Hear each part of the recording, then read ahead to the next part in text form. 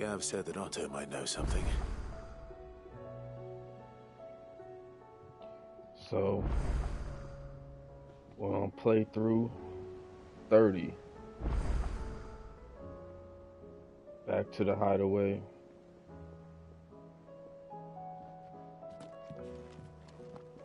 And Jill is currently not with us. Goodness, you're as pale as a poltergeist. Why don't you sit down and have a nice bowl of Molly's Brown?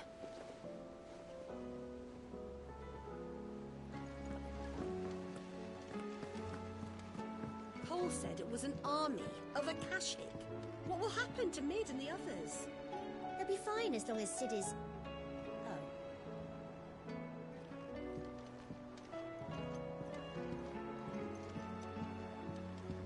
How are we supposed to do our duty when the hills are crawling with Akashic and the valleys are full of ether? How indeed. My men and I lost an entire day avoiding a flood that wasn't there a fortnight ago.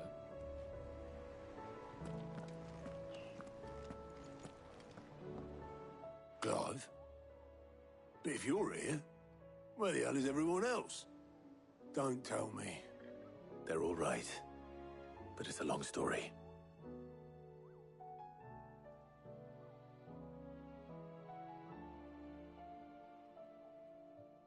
You lot don't do things by halves, do you? Well, at least everyone's still breathing. Now, as for these writings, I'm sorry to say, Clive, but if you had those, you'd be... Sitting under a pile of rubble, I know. But we were able to save a few bits and pieces from the ruins, most of which ended up being used to build this place. The more personal items we gave to the next of kin. In the case of Sid's things, that would have been Mid. Then I'll check the workshop.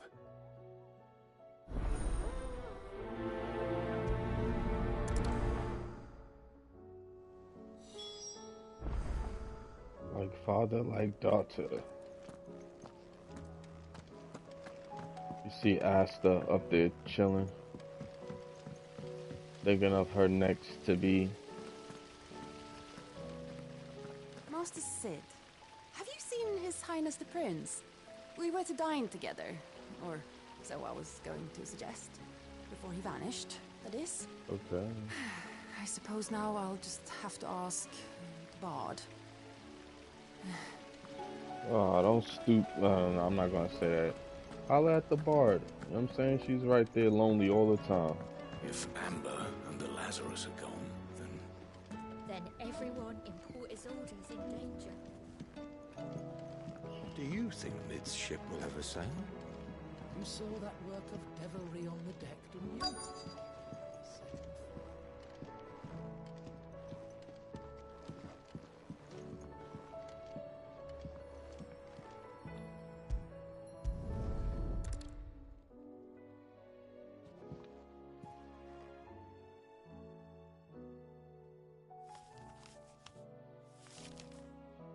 This looks like it's from Sid's old diary. But you'll already have read it. I'd better keep looking.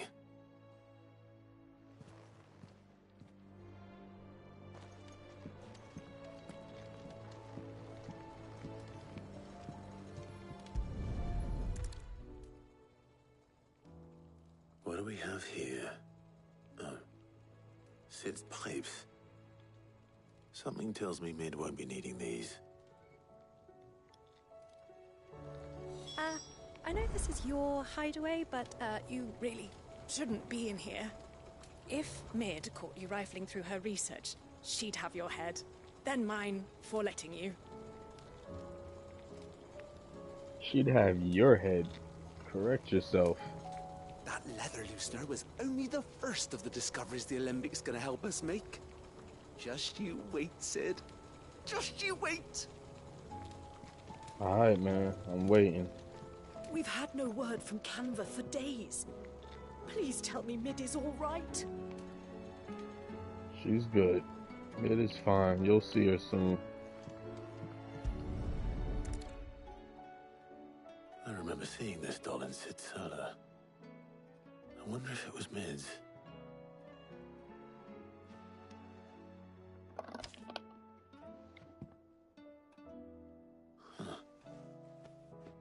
tucked inside it. Oh, now I'm gonna have to voice act Sid.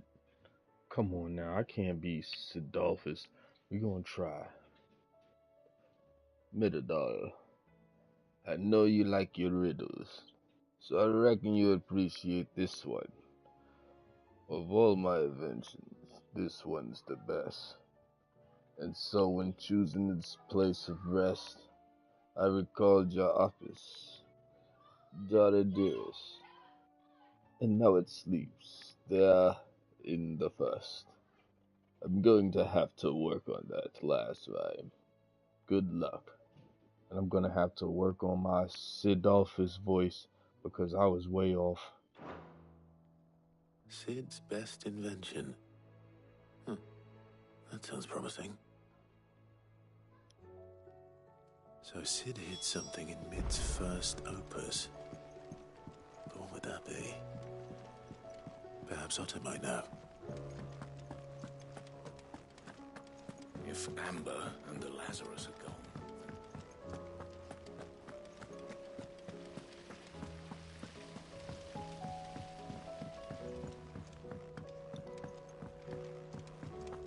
Let's check this guy out. Ghost. Still alive, I see. So Lady Karen accepted the ruby. Ah, about that. I tried my best, but she was just too stubborn to take it. She threw it right back in my face, in fact, and told me I could stick my stupid stone where the sun don't shine. Karen refused payment. I hope it wasn't something I said. I'm sure you were as tactful as ever. Let me see what I can do. Oh, wonderful. I hope you have better luck than I did.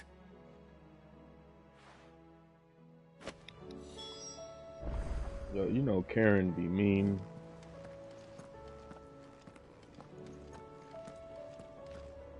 Well, did you find anything? Possibly. You wouldn't happen to know what Mid's first opus was? Opus? That girl's as tone deaf as a banshee. Unless you mean the orchestrion. She couldn't have been more than, what, 11, 12 when she cobbled that thing together? It surprised us all. Not least her dad. You should have seen how proud he was of the little scamp. What's that battered old box have to do with anything? I think Sid may have hidden something inside it. Wouldn't surprise me. Those two and their bloody treasure hunts. Half the things in the Hideaway were hidden one time or another.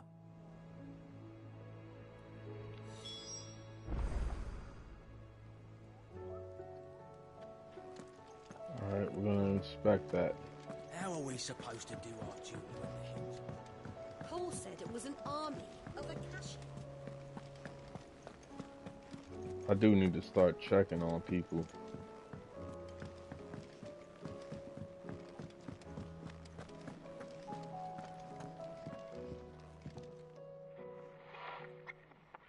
I didn't break it. Well, I didn't break it. What didn't you break? Nothing. We didn't break nothing. We definitely didn't break the orchestrion. What's wrong with it? It's broken. Except when it isn't.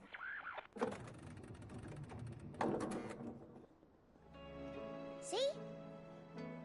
And you had nothing to do with this? Nope, nothing. We just wanted to listen to all the songs at once. So we pressed all the buttons. Like this.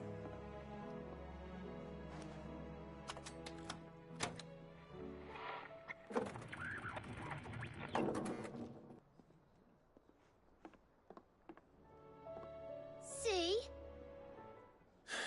All too well. All right, out of the way.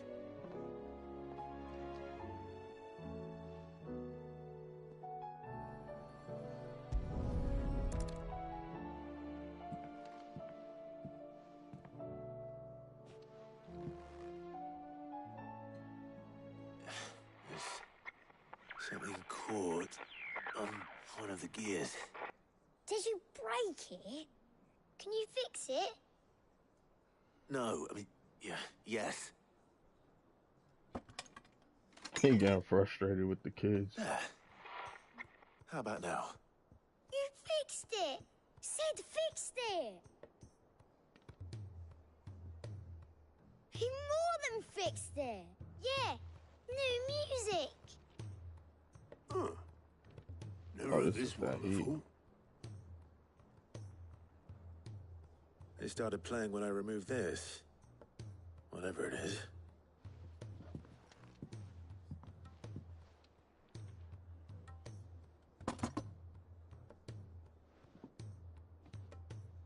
Well, don't look at me. I can tell you it's important, though. Sid showed it to me once and said as much.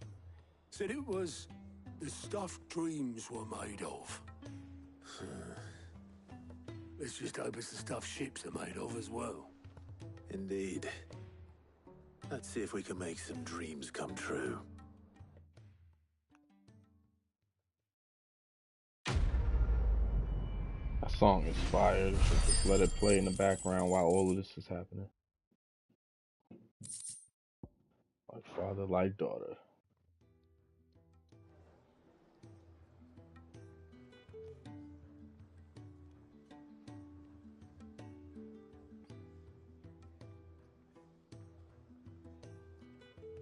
Just the two I was looking for. Aye. Who's a patient? Actually, yes. The Crown Prince just left. Dion left? Unless you've another word for stood up and walked off. Yes, left. He did have the decency to leave a message with Obelisk before commandeering one of his dinghies. Should we go after him? No. We're not the Prince's keepers. He's free to do as he sees fit. I'd rather he did so in bed. His wounds are nowhere near healed. Much like yours, I suspect. Otto told me what happened in Canver. What is it with this realm's princes and their aversion to rest? Ask me when I get back. Though I may be sometime. Then at least try to stay safe. Sid don't rest. And if that fails, try to stay alive, eh?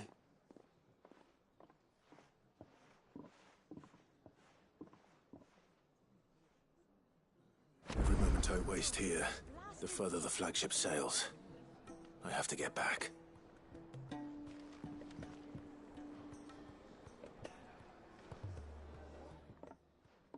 Here, you put me in this situation, Clive. You can bloody well get me out of it. I need a hand with a recipe. Are you sure it's me you're looking for? I'm not much of a cook.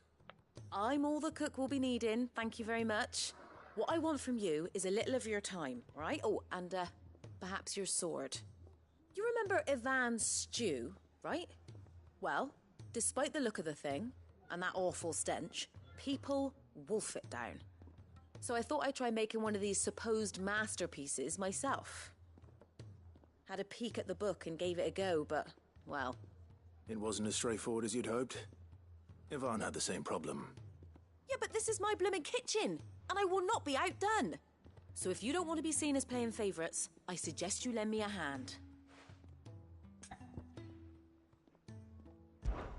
I've never been one to play favourites, Molly. And I would be only too happy to lend you a hand. So, what's on the menu this time? A fried mortress of skyworm. That's one heck of a name, innit? Recipe seemed easy enough to an old hand like myself. Thought I'd followed it to a T. Only, turns out skyworm livers and drake's mint are not what I thought they were. At least I hope they're not, given the rancid mess they made. Ivan said the recipes in the culinary pilgrimage date back centuries. Who's to say the ingredients even exist anymore? Well, that's a question for a scholar, wouldn't you say? Perhaps you know of one? Kindly old fella who haunts the shelves, maybe? Fine. I'll go and speak to Harpocrates. Perhaps he'll know something. And if he does, I'll see if I can find your ingredients for you. You do that. Lest we forget, you've got a reputation to uphold.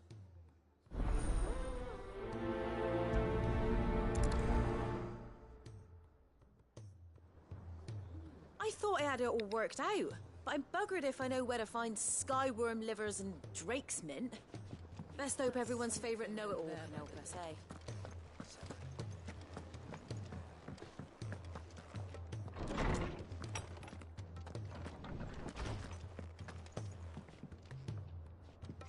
Sid, perhaps you can help me solve a mystery. I can certainly try. Who's gone missing this time? It's not who, but what. Mid's scales, the ones she made for her workshop. I borrowed them to teach the little ones about weight, and shortly after the lesson, well, they vanished. My first thought was that they'd taken them off somewhere to play, but when I asked, they swore they had nothing to do with their having disappeared. Which almost certainly means they had everything to do with it. Perhaps a visit from Sid will jog their memories. I think it just might. Thank you. I don't like to imagine that my pupils would lie to me. But if they have, I'll have no choice but to discipline them accordingly. They were in the atrium when I last saw them. As always.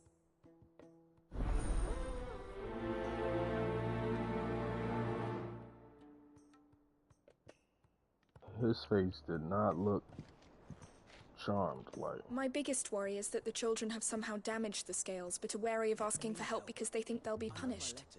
And if I find out that's the case, I swear I'll take the switch to every last one of them. Poring over these tomes, the sooner we'll find answers about these skies.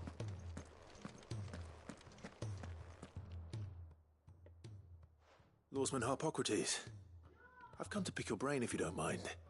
It's about the book you lent Ivan. Ah, Valisthea, A Culinary Pilgrimage, a classic. One of my favorites, in fact. The young man did a wonderful job with the Chance's stew. I do hope we shall be able to sample more such marvels in due course. That's actually why I'm here. I don't suppose you know where I might find skyworm livers and drake's mint. Ah, so the fabled Sandbrequois delicacy is next on the menu. Delightful. The descriptions of fried mortress never fail to make my mouth water. Now, skyworm is a somewhat antiquated name for the wyvern, their ground livers being the paste from which the mortress is made. Dragon livers. How very Sambrequois. One would have thought the disciples of Bahamut would have a touch more reverence for their icon's brethren, but apparently not. I believe the specific dragon the recipe demands is the blueback wyvern, said to be the very color of the sea beside which it resides. So we know where to look for our liver. But what about the drake's mint? Saint's bonnet in contemporary parlance, a herb which grows along the North Reach coast. I gather that one can locate the cheerful yellow flowers by their heady scent alone, so I'm sure you'll have no trouble finding them. I may add that people once believed game was best served with the flora that sustained it in life, in which regard fried mortress of skyworm is undoubtedly a typical dish of the time. Meaning that if I find one, I find the other. To Northreach, then. Best of luck, Clive. And do save me a bite once the dish is complete.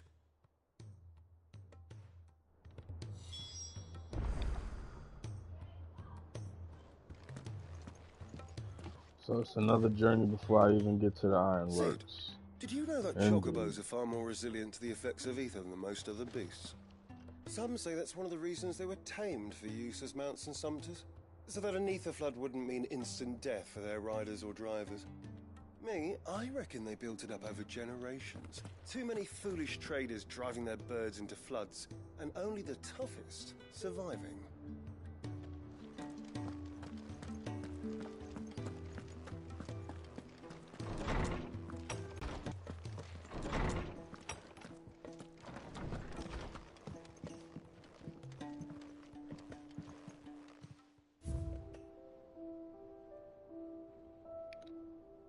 I've been on a mute mode because, you know, there's a lot of traction in the background, so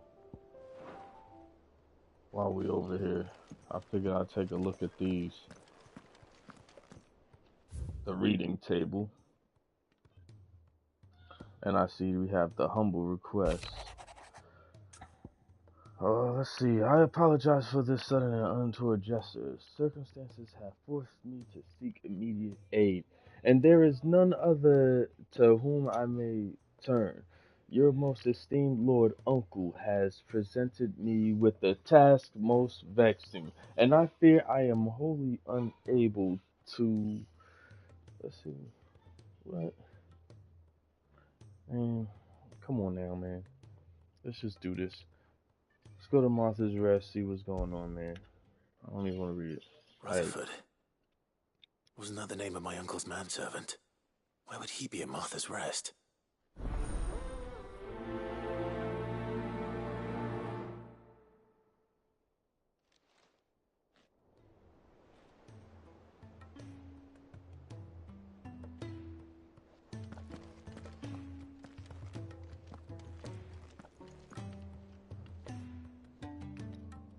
I gotta get more stuff on my wall. I ain't gonna lie, man. I ain't got no stacks on there, like crazy. Like.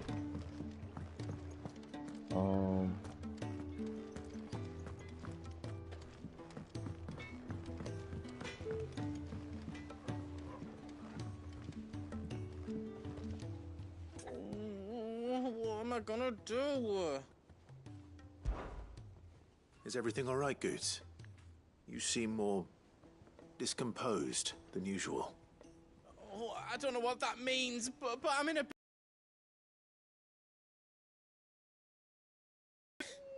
It's all right. You can tell me.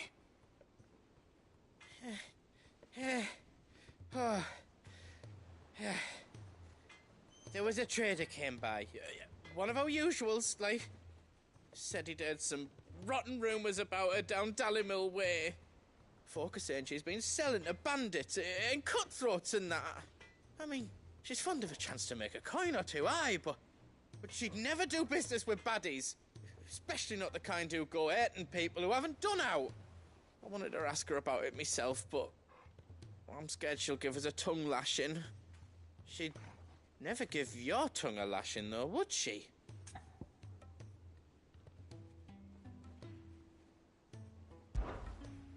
Don't worry. I'll speak to her. Oh, thanks, Clive. You'll let me know what she says, won't you? Of course. I'm sure it's all just a misunderstanding.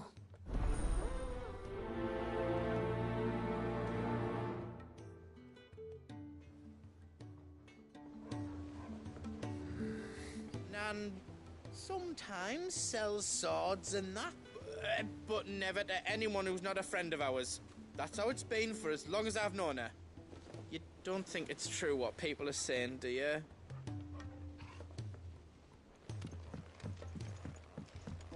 He's a surly sucker.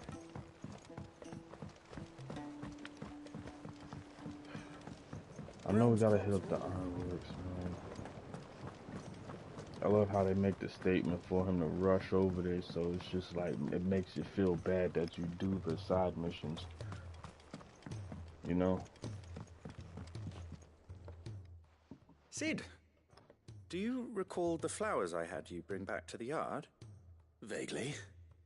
Is something wrong? I'm afraid so. I was able to get most of the Morganbeards to take root, but they rarely flower. I fear the soil here does not agree with them.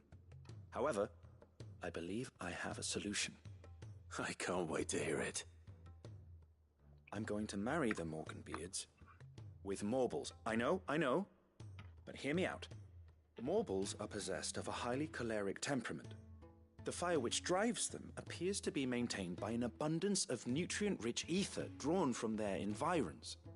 I believe that by grafting a Morble vine to a Morganbeard, the appendage's wealth of vigor-inducing nutrients might well stimulate the flower to bloom. The endeavor, I assure you, is scientifically sound. I simply need a vine to prove the theory.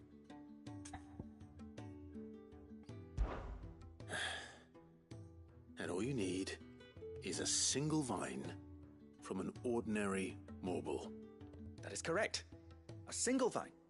As for the Morble, I fear ordinary may not suffice. But, as luck would have it, a most extraordinary specimen is rumored to haunt the swamps of Rosaria. Why, a notice concerning this very creature was only recently posted on the hunt board. How timely. Well, I shan't keep you any longer. I know you have much to do, as do I. Now, where did I put my watering can?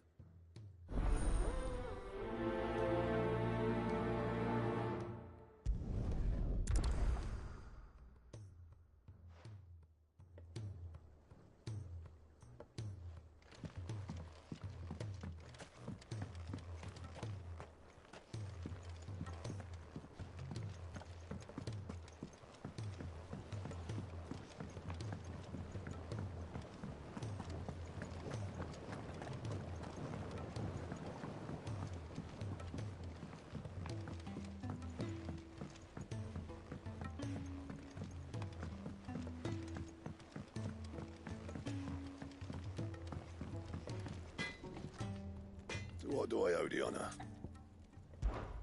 From St. Fornian, dear.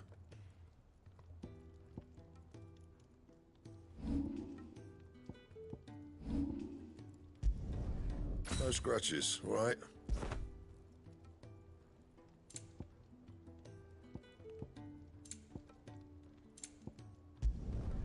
Not bad, if I do say so myself. No scratches, all right? That it? Fine.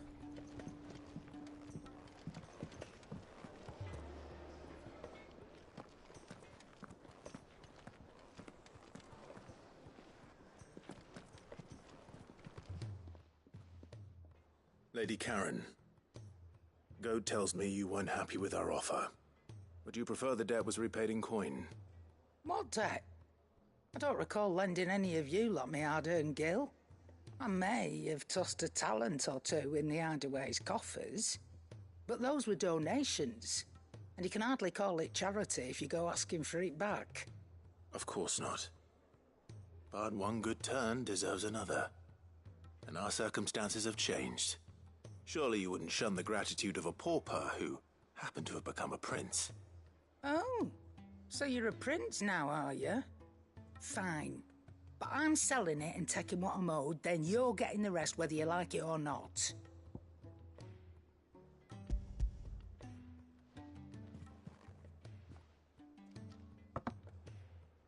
Where'd you even get this?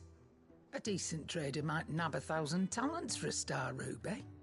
A canny one, meanwhile, might claim it were nicked from the belt of Sid the Outlaw himself and ask twice as much. Might be I already have a buyer in mind. Might be you even know her. A fine continental maid whose beauty's only eclipsed by a guile in commerce. You wouldn't mind, would you? Not at all. Just be sure to tell her that it's always a pleasure doing business.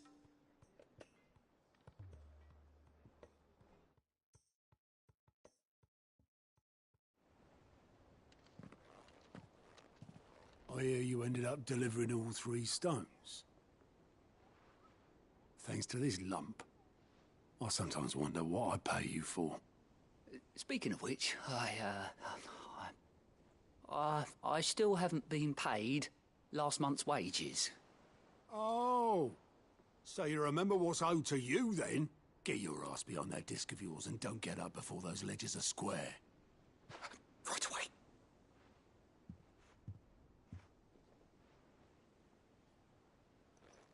I've seen that before. You have, yeah. Plenty of times. It was the only goblet Sid ever used. Either out of habit, or because the filthy sod couldn't be bothered to find a clean one. I knew so little about him. Like most people. Martha and the Dame both seem to have fond memories of him. Huh. I bet they do. How long did you know Sid before he... Before he died. 20 summers, give or take. Back in the day, I was a purser on a trade ship, which is where I met him. He bought passage to... I forget where. And having nothing better to do on the long nights, we set up drinking island rum till the morning bell dragged me back to my duties. Quit my post not long after that. On account of making a fine maiden's belly fat. But me and Sid stayed close, promising we'd one day sail the seas again. That was before fate stepped in and said she was having none of it. The magic woke inside my son soon after his first name day, and there was no hiding his knack. Couldn't you and your family have...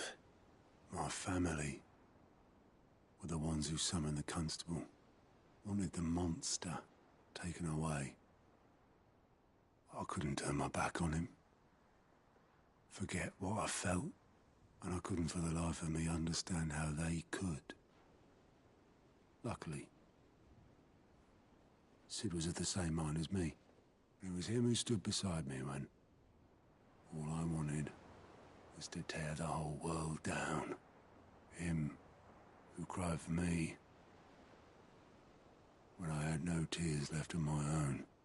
Him who swore he'd do everything he could to stop it from happening again.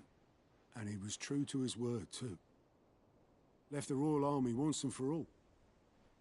His ranks, his ribbons, gone. Just like that. Threw away everything he had. All to right a wrong that no one else had the courage to face. I knew then I'd follow that man to the ends of the earth.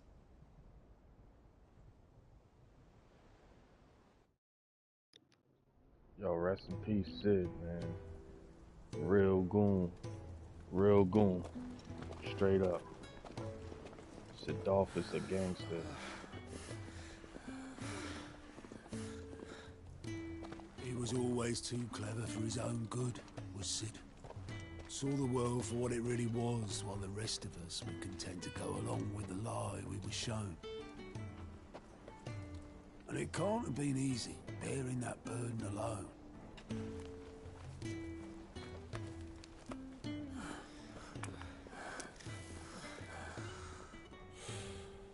But he didn't let it stop him. He never lost faith in what he believed was right. And that gave us faith in him. Faith he'd steer us true. So I swore to myself that I'd always be right behind him, ready to catch the stubborn sod, if ever he should fall.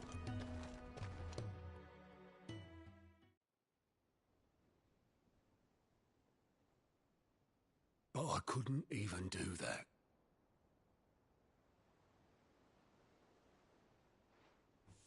Ignore me. Just the ramblings of a tired old man. Leave that lot. I'll tidy it up in a bit.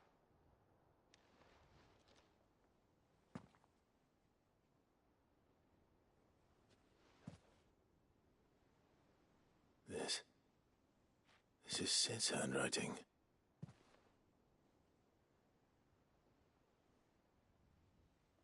Dear Otto. I may be drunk, but I wanted you to know this place would be fucked without you. Love you, you grumpy old sod.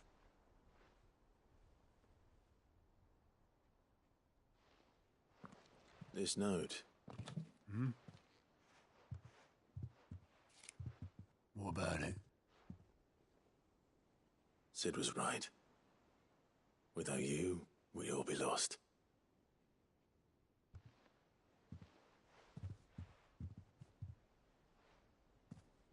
He should have bloody well said so then. Just once. Before he went. But then, why would he? Him, or anyone? I'd only have told him to piss off.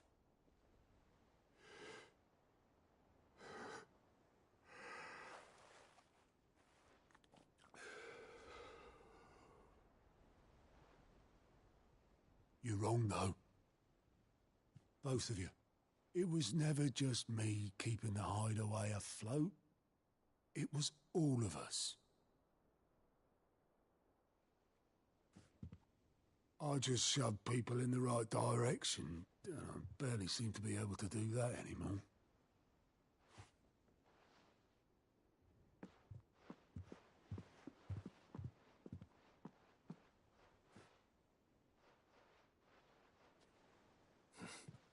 Would you rather go at the helm? Well, maybe I've got a few more years left in me.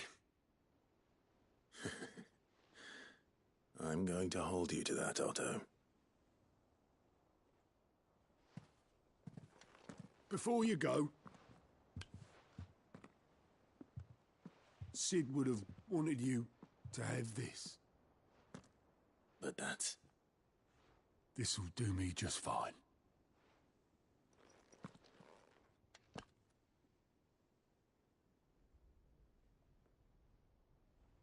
Thanks for the ray of sunshine. I'll see if I can't pay you back.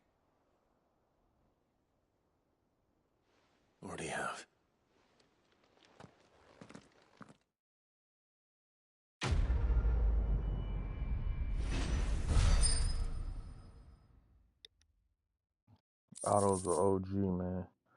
That's Sid's peoples. Like, that's some gangster shit. Like, he just have his mans that he pretty much, came up with through the years, It said 20 summers. I love how he said that. Said, yo, how long you know me? It's like 20 summers. That's some time right there. I said, Sid, man, I got friends that I known for 20 summers, man. I got people I known for 20 summers. Like, that's wild.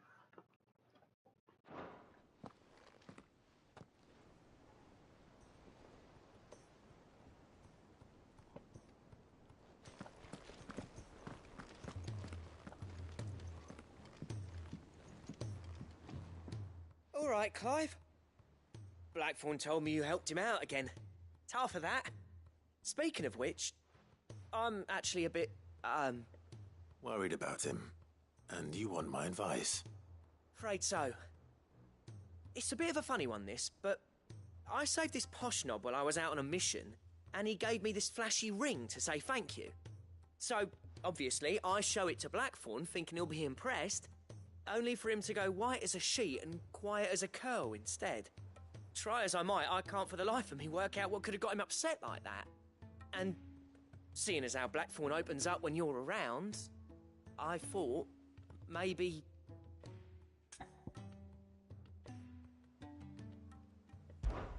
I'd speak to him again. Well, I suppose there's no point leaving him to stew. Cheers, Clive. I'll be sure to pay him a visit as soon as I have a moment. All right, I'll meet you by the forge then. You come along when you're ready.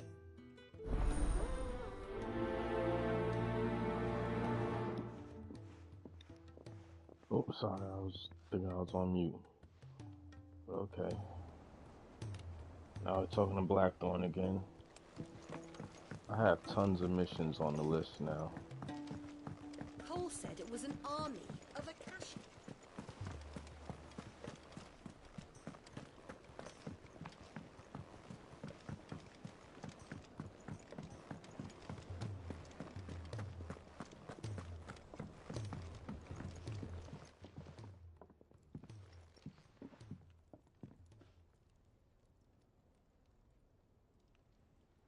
Bloody hell, Clive. Not this again. Oh, ain't you got better things to do with your time? That remains to be seen. August tells me he showed you a ring, and that the sight of it clearly upset you. Would you mind telling us why? Come on, mate. Bottling it up ain't gonna help no one. If it weren't the ring, and it was something I said, then I'm sorry. It was the ring, right? It brought back some unhappy memories, that's all. Memories better left forgotten. Memories of what? There are things we'd all rather leave behind, Blackthorn.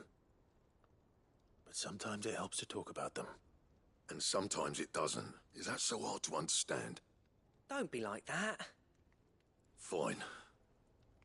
If it'll get you off my back. That ring you flashed was the work of Zoltan. We apprenticed together, back in the day. You've never mentioned him before. Why would I? Ain't seen him in decades, and the last time I did, we almost came to blows. The ring brought it all back. I could tell it was one of his the moment I saw it. Vast has improved, though. More than I thought possible. That thing's a work of art. So it was a nice ring. Worth a few gil, maybe. What's it matter to you? It matters because engraving metal's a nightmare, and I've got no bloody idea how he managed it. The fact is, I couldn't make anything even half that detailed. So what? You're an armorer, not a jeweler. I'm the Hideaway's master craftsman.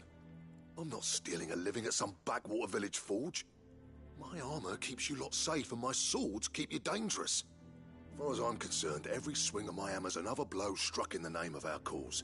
So I put my heart and soul into my work. Because the curse breakers deserve better than second best. And I refuse to be shown up by the likes of Zoltan. Very well. Why don't we go and pay him a visit? Learn his secret. I doubt he'd be too happy to see me. Then just this once. Make peace with being second best. Swallow your pride, and focus all your energies on the task at hand. keeping the curse breakers armed and armored. Provided you can do that, you'll hear no complaints from me. But if you can't, and it's going to distract you, we need to do something about it. What'd you say, Blackthorn? You know he's right. And it's not like you'll be going alone. All right. Magic. So, where do you reckon old what's-his-name is then? Zoltan, was it? In Dravozd, my old village. He won't have left. He's the chief. Dravozd, eh? That rings a bell. Not far from Tabor, right? Just north of the fields of Carava. Got that, Clive? Meet us at Dravozd as soon as you can, yeah? And I'll make sure Blackthorn don't get cold feet. Good luck with that. I'll see you there.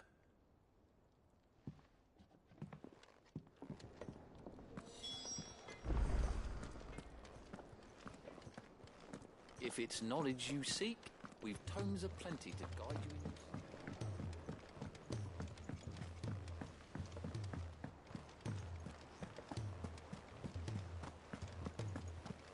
Goodness. Cole said it was an army of Akashi. Alright. I'm gonna use the missions we have.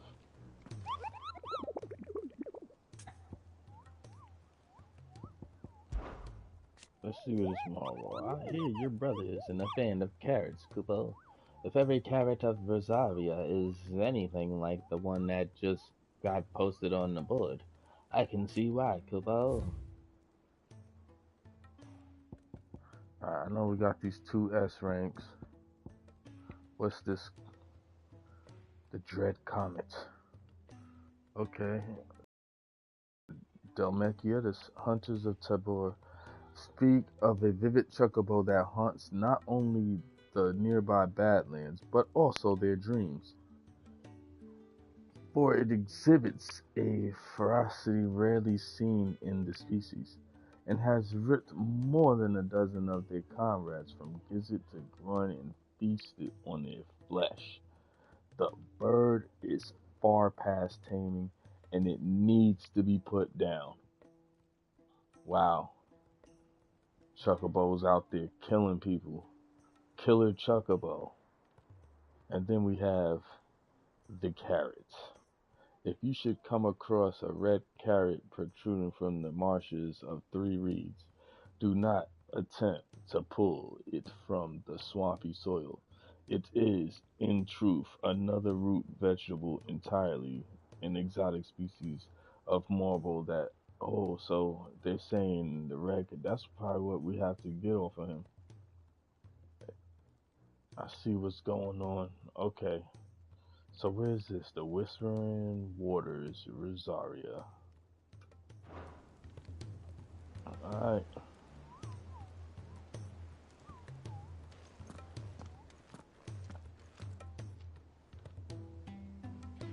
So,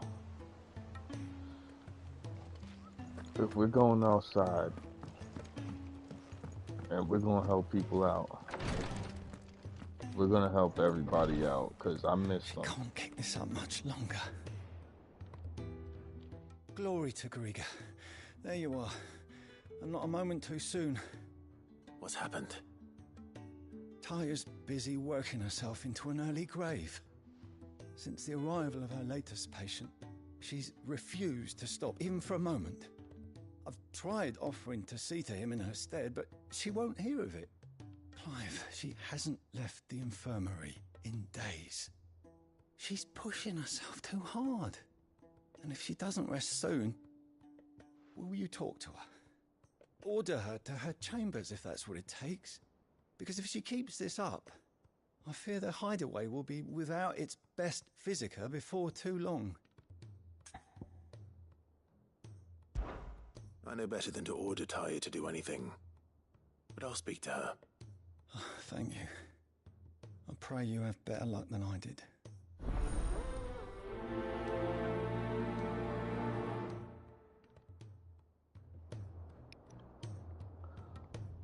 Well, he said he knows better than to tell her to do anything, like... Well, Taya, Rodriguez worried about you. And if what he says is true, then so am I. We all admire your dedication, but You do need to rest. I will, when it's time. Until then, I'm staying put. We owe him that much. Who is he? Someone from my past. Someone who doesn't deserve to die alone. It won't be much longer. The crystal's curse has almost finished its work. If I had the tears, I could ease his passing. But without them, we've nothing that will touch the agony of those last few hours.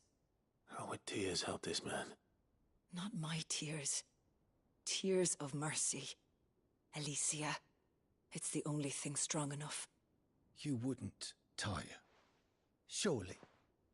There must be something we can do for him. Sometimes an easy death is the greatest kindness we can offer. You do well to remember that, Rodrigue. I will.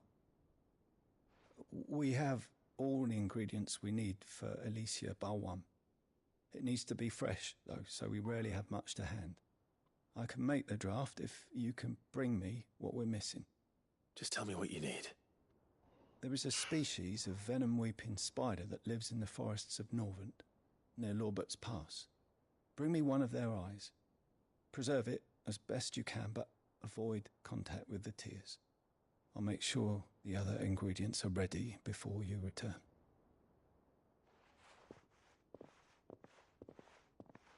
Thank you, Clive. I won't forget this. If it was me lying there, I know he'd do me the same kindness. So, is there like a healing for it?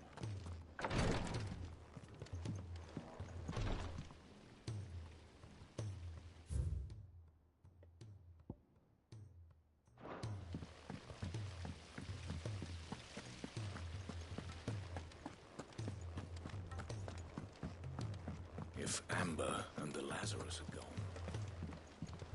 What do you reckon we should do? I say we should just tell Miss Shirley. You'll get us all straight. I'm telling you, I can fix them.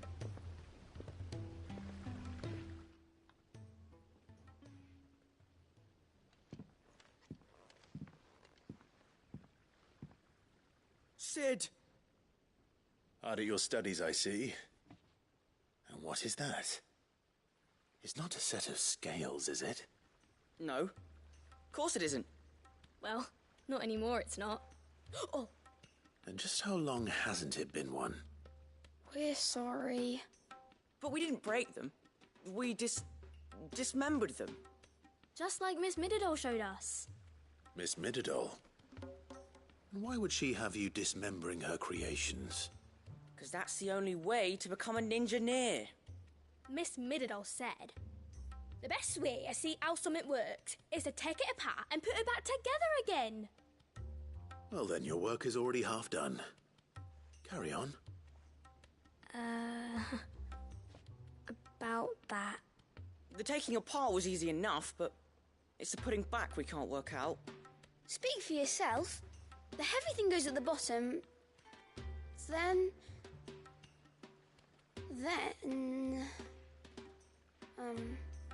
You three need to learn to take responsibility for your actions.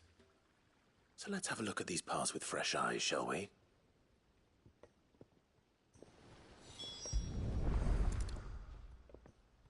All right.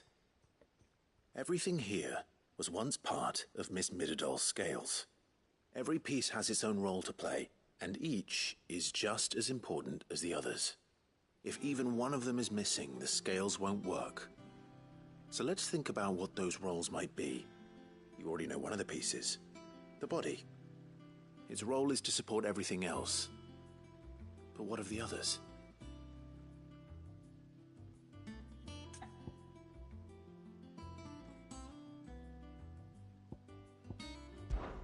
This tiny piece is what's called a cogwheel, or gear. Have you ever seen one before? I have. Miss Mididol's dungeon is full of them. Most are on the floor. She puts them in all her inventions. They spin round and round and round and round and... That's right. They're very useful when you want to make things move. Do you remember if there was anything on the scales that moved? I remember the arm moved when I tried weighing an apple. And then somebody ate it. Not my fault. You should have tried weighing it before lunch. You know what part's supposed to move and how it's supposed to move. So, let's put the pieces together first, see what doesn't move, and then stick the cogwheel to that. Not a bad idea. You see? It's not so difficult.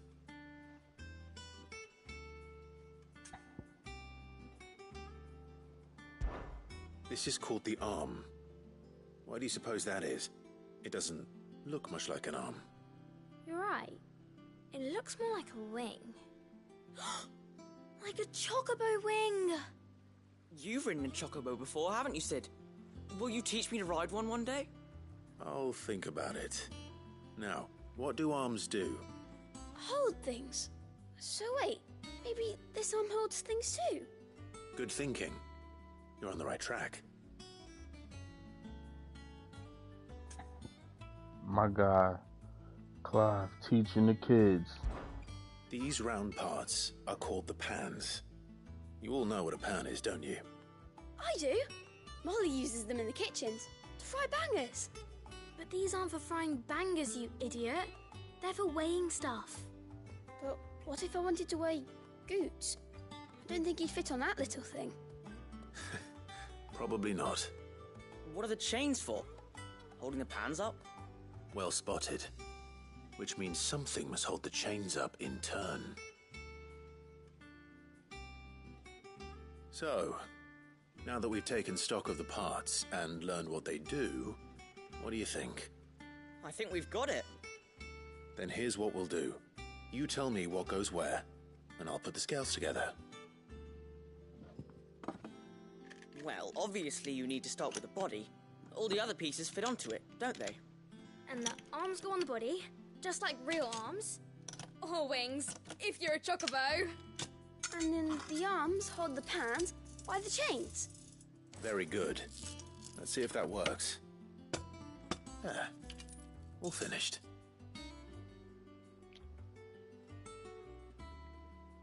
Yes! We did it! Well, with Sid's help.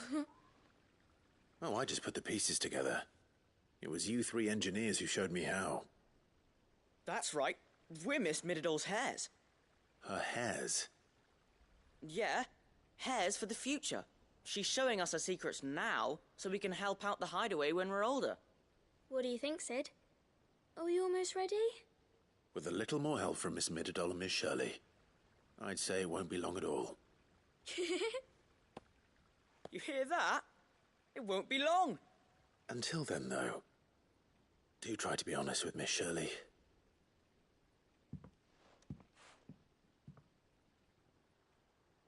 Hey, look! We never used the cogwheel. You don't think Sid forgot about it, do you?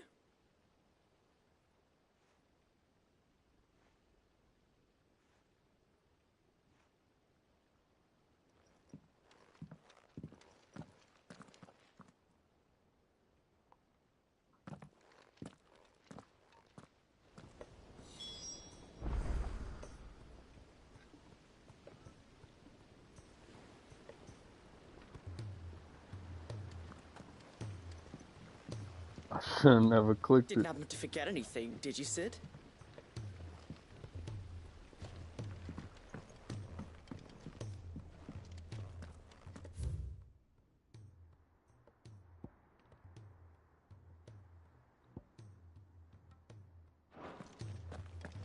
If Amber and the Lazarus are gone.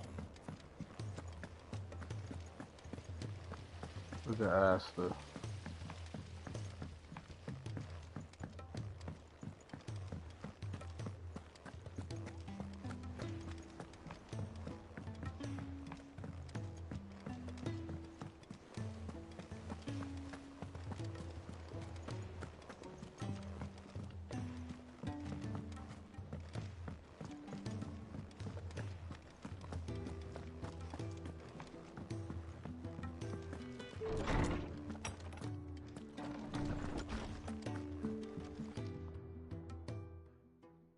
Well, did you solve the mystery?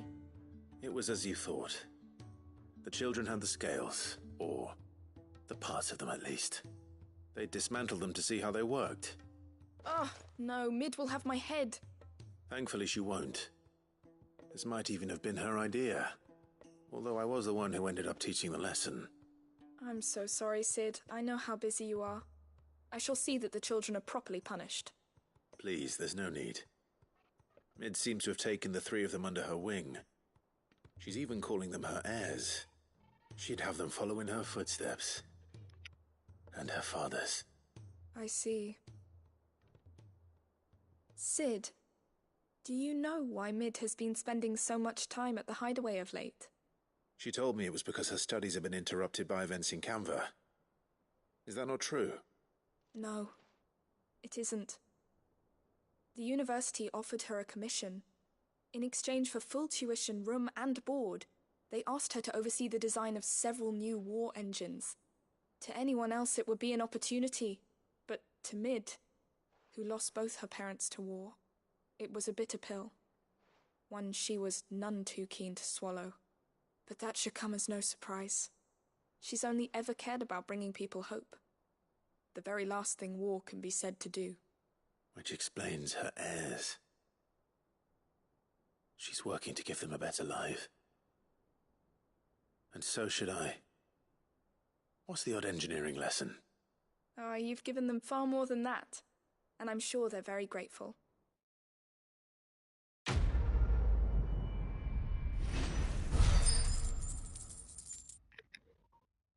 It was probably a mistake to grab all of these missions, but you gotta start getting these out, If Mid is teaching my pupils her secrets, I suppose I should brush up on some of them myself.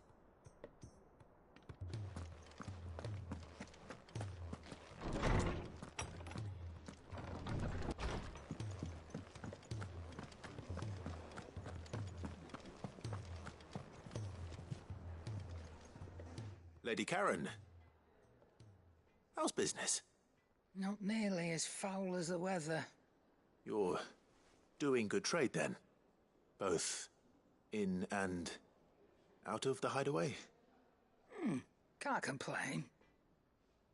Wait, what exactly are you getting at? Not once in 5 long years do you pay my affairs half a care, but here you are today, raking me over the coals like a bloody popoto? Just asking. Out of interest. All right. I'm here because I was told that certain rumors have been circulating. About you selling weapons to brigands. Oh, are you? And who was it who knows me so well as to tell tales of my evil exploits? I didn't exactly hear firsthand. All I know is that someone in Dalimil has been spreading word to that effect. And what? You believe it? You think I'm profiting off the blood of innocents, do you? Look, I've done things I'm not proud of. Might be there were a time when I turned a blind eye to the wretchedness of the world so I could line my pocket. But that woman is no more. And you'd know that if you'd ever paid the slightest bit of notice. You're right, Lady Karen. I apologize. It was wrong of me to doubt you. Aye, it was. Now, I reckon you've got better things to do than pointing your do-gooding finger at a poor old woman. Of course. Good day.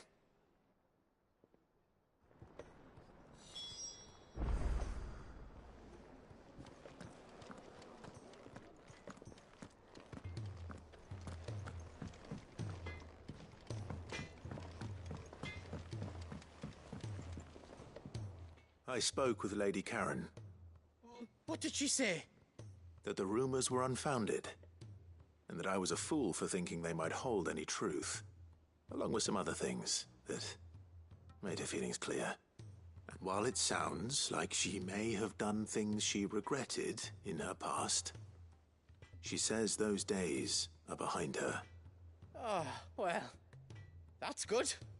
I knew Nan wasn't caught up in out bad. But why would people say she was? What did she ever do to them? It's not right. No, it's not. But people do things for all sorts of reasons. Perhaps we'll never know. Well, I'm going to find out.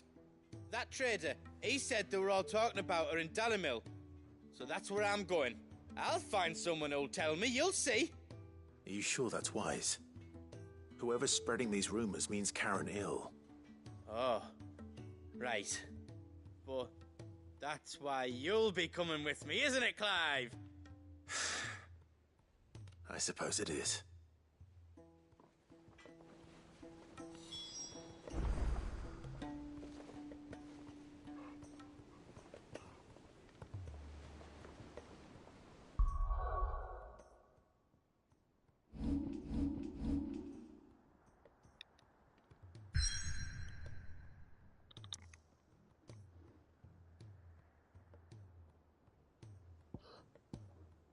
Look at the world. First things first.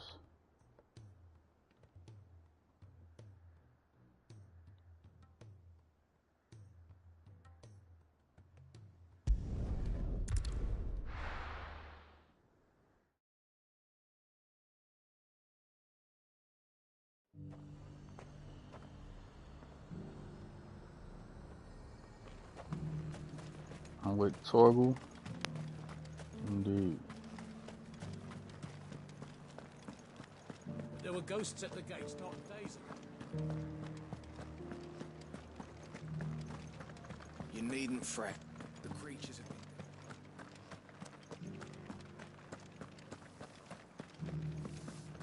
While Jill needs help, I'm over here helping out the Hideaway. The meadows, then. That's what they kept.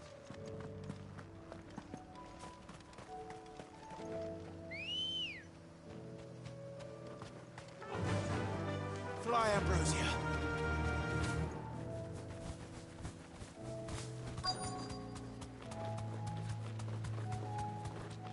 Hippocrates said I should be able to find what I'm looking for somewhere nearby. Bright blue dragons and bright yellow flowers. Should be easy enough to spot. Indeed. This must be our wyvern. All right. Let's get this over with.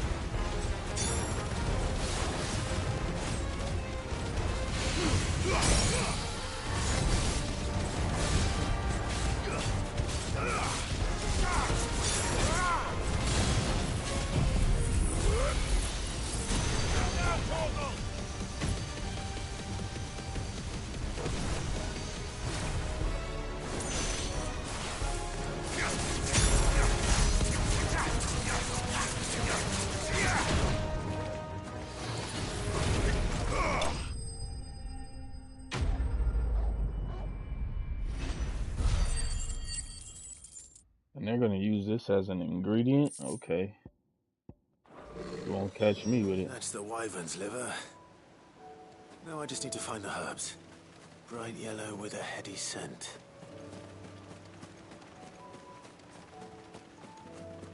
Supposedly this background, people want to see this as DLC. That would be lit. I don't know what's going on with it at the moment, but we'll find out eventually, you know what I'm saying?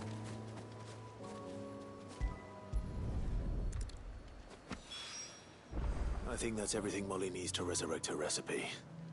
Better head back.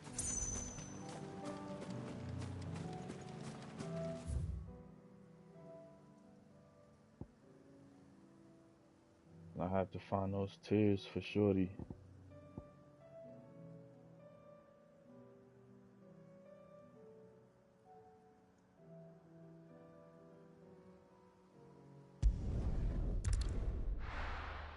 Start off right here.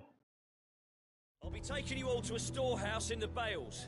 Leave anything you don't need behind. Bro, you still ain't take them? What's going on over here, man? You know what you have to do. I won't let you down. Clive, I fear that I must bid you farewell. As you know, our time grows short. The Lord Chief Justice's vultures are circling. We must strike now. Before we part, I want you to know that, though I may not always have been your most vocal ally, I trust you, as I trusted your predecessor. Thank you. I appreciate the sentiment, and I understand more than anyone how you feel. But is revenge really the answer? It is the one I found, and it is all that I have lived for since that day. But what of Lostwing? Everything you've built. I built Lostwing to achieve this aim. Once it is done, the village will have served its purpose. My comrades and I are sure of our cause, and we shall fight to the last, come what may. But there are those among us who cannot fight. Children, the elderly, bearers afflicted by the curse. I would place Lostwing in their hands, if I thought it would do them any good. But a village home only to the frail and the infirm is not likely to stay a safe haven for long. And so, Clive, I find myself turning to you once more. Will you take them to your hideaway, that they might live even should Lostwing die? I will. Thank you. I will not have it said that I did not see to the well-being of those who rallied to my cause. The people I speak of have withdrawn to Gotan's Bales, away from danger in case the Black Shields strike. Understood. I'll make sure they get to the hideaway safely. Then the last of my preparations are complete. Fare you well, Clive. And may Griga guide us. All of us.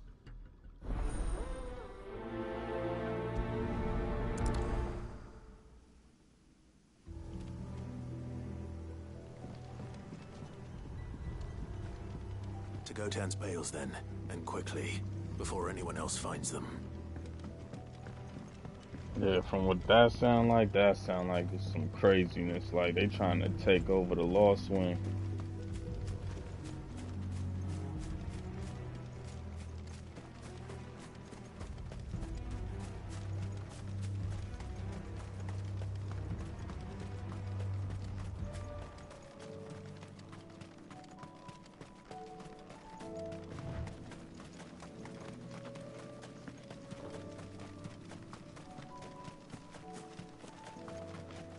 Was this Orabelle Downs?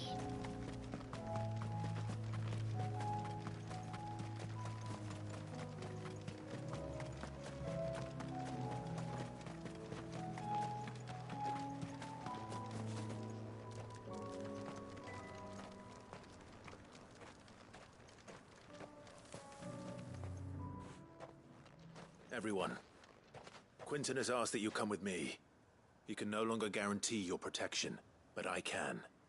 There's a safe place I can take you to. Well, if that's what the Master thinks best. Sid, none of us would be standing here today if it weren't for Master Quinton. We owe him our lives. So we ain't about to start telling him what he should do with his. If he's saying we ain't safe in Lostwing no more, it's 'cause he ain't coming back. And if that's what has to happen, then so be it. I only hope he can see this through to the end. That we get to see justice done. I hope so too. Oi! You lot! Where's everyone else? They ain't already left, have they? They've gone with Master Quinton. Fuck! Fuck! Fuck! What's wrong? I've just come from the Justice's Manor. We have to get Quentin to call off the attack. It ain't just the Black Shield protecting the place. He's got a guard dog and all. A fucking monster.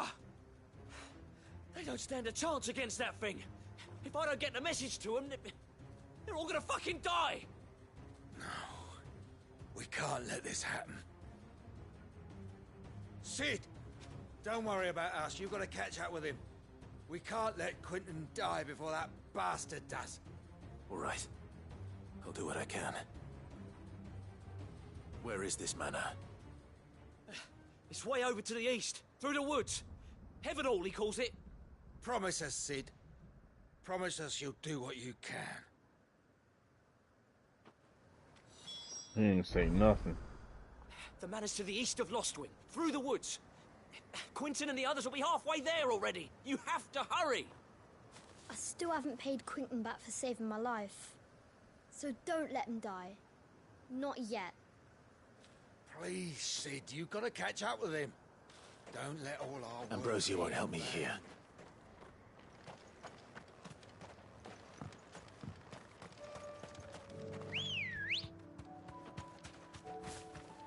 Ready, go?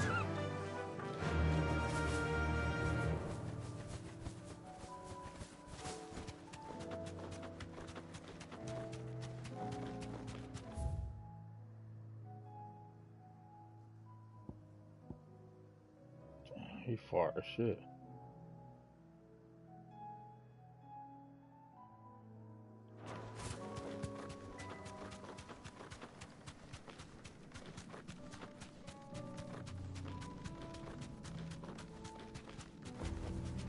That'll do, girl.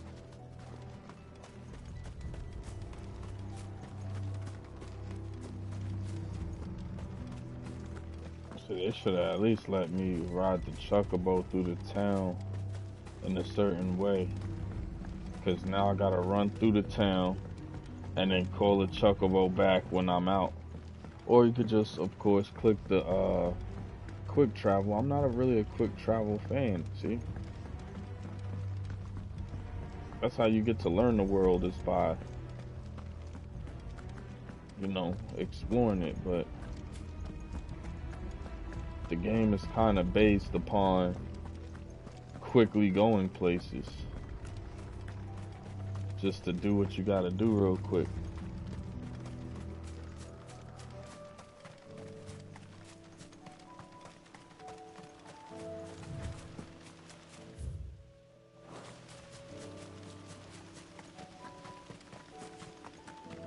See, now I could call a chocobo back.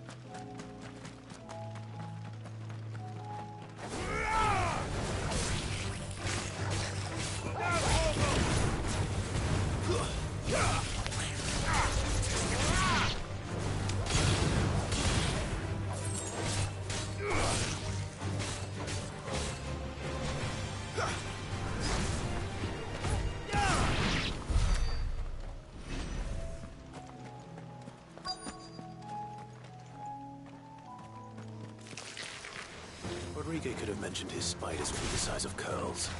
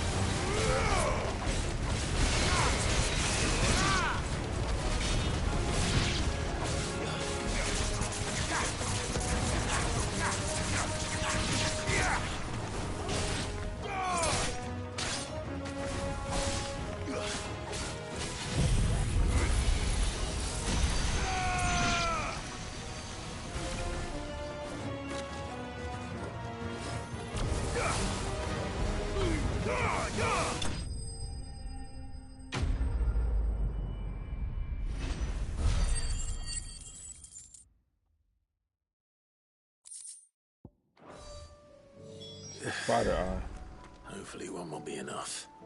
Rodrigo will have prepared the other ingredients by now.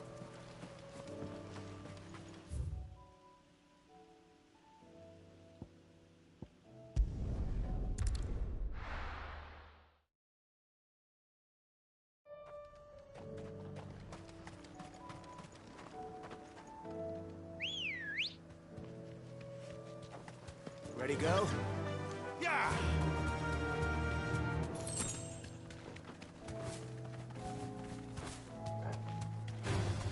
All right.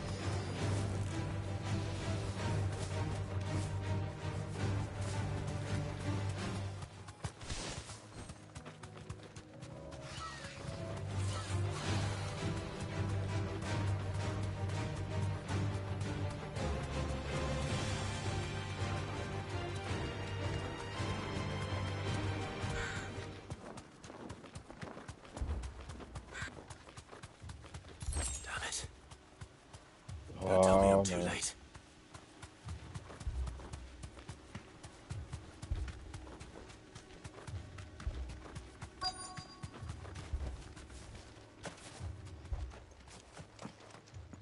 Quentin, are you all right? No. But I am alive. Which is more than I can say for my comrades. They followed me without question all the way here. And they died. For nothing.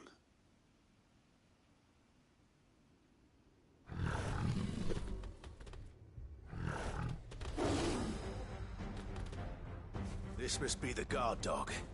Quentin. I'll hold it off. You go. But... your comrades didn't die for nothing. They died for you.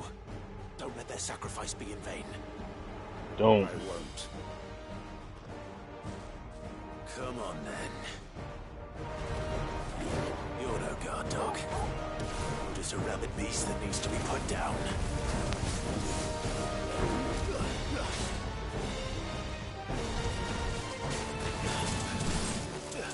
Nice try.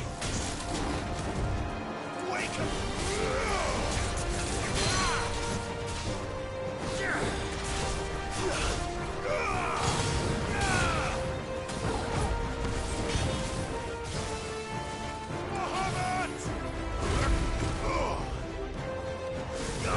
Do it.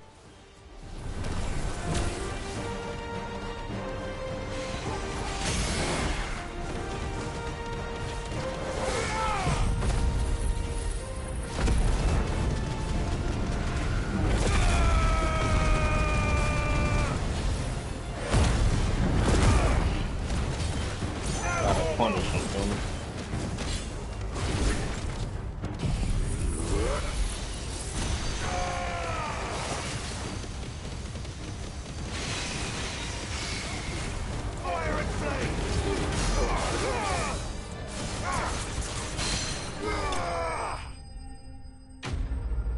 Gotta do him slimy.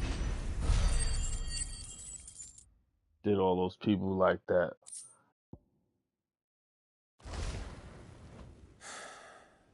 If only we'd arrived earlier.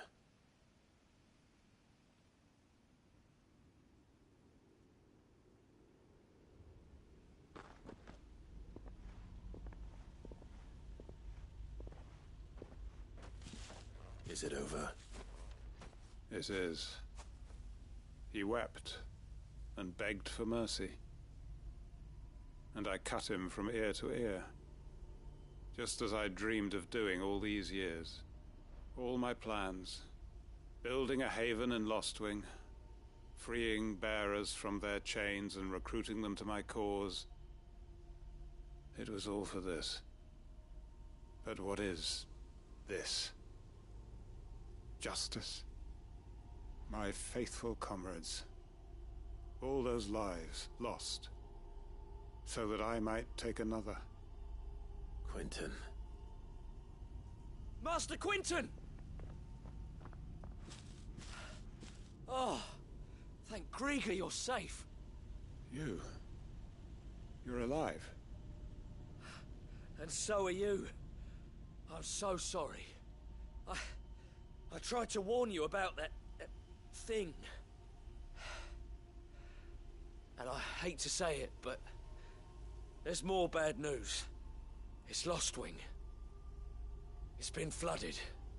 What? It's getting crazy, man. Side mission, man. You be hating on these.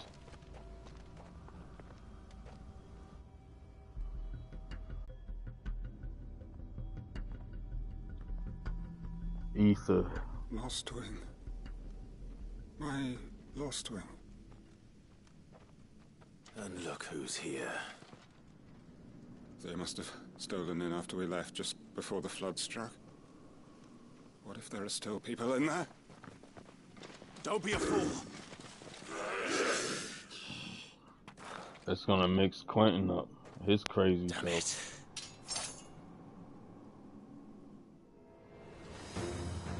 It's not going to last long in there. Come on, Torgal. We need to make this quick. I don't know how to do that. All yours, Torgal.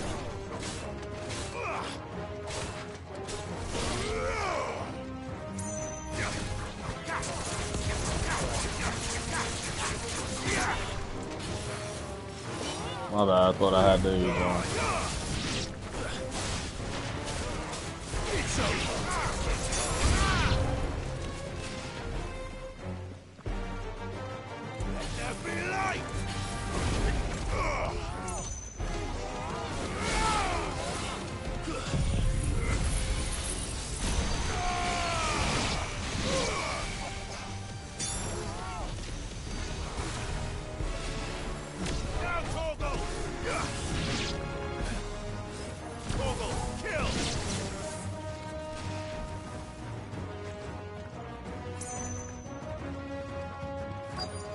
Come on, Quinn. You know not to run into all this ether, bro. Like, he gonna kill himself.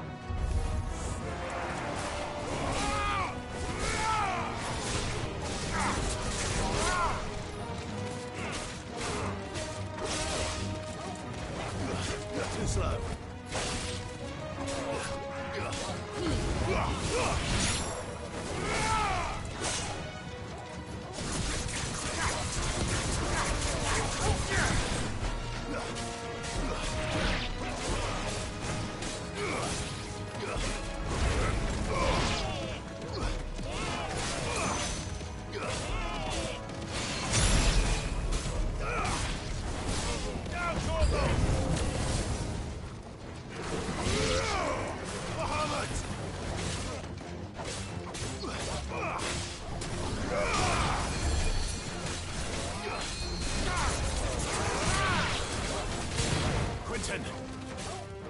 Hold on. I'm gonna get you out of here.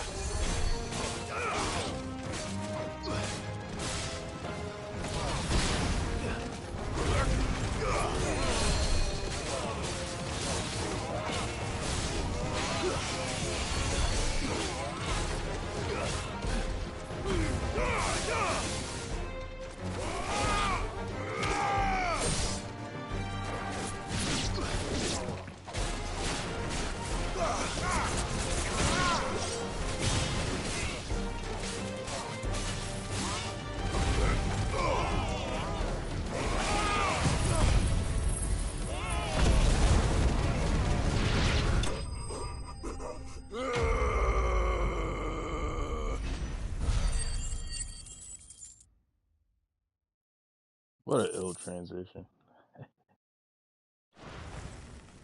I need to get back to Quentin.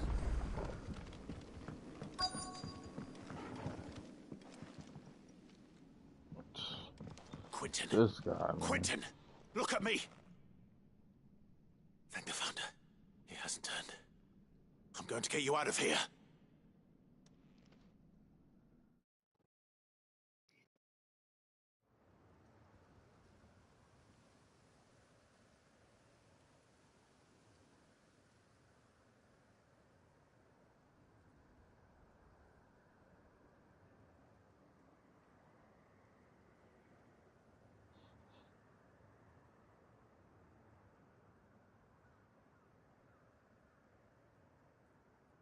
Welcome back to the land of the living. Is Lostwing? The flood has filled the valley. I see. Then all is at an end. A strange way to achieve one's life's ambition. No, Master Quentin. Save your strength. Why?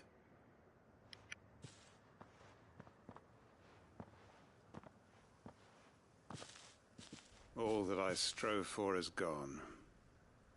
Only emptiness remains. I have nothing left to live for. What the heck are you on about? You've got us, ain't you? Don't try telling me you only freed us so you could get revenge. We're more than that to you, and we all know it. I thought you weren't coming back. But I prayed, and you did. There's got to be a reason for that, right? Can't we just go back to how it was? You know, you looking after us all. Your work ain't over yet, Master Quentin. We believed that you were the right man to lead us, and we still do. Your village may be lost, but it seems your people aren't, so long as you remain to guide them. But why? After what why would anyone follow me? 'Cause we're family, aren't we? Family? Yeah, and all our comrades who went with you, they felt the same. Lostwing weren't just a village. It was all of us. It was. And as long as we're still here, it is too. We can start again. Build a new Lostwing, right here in the Bales.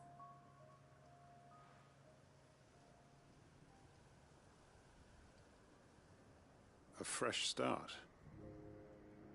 One life ends, and another begins. Why just a village?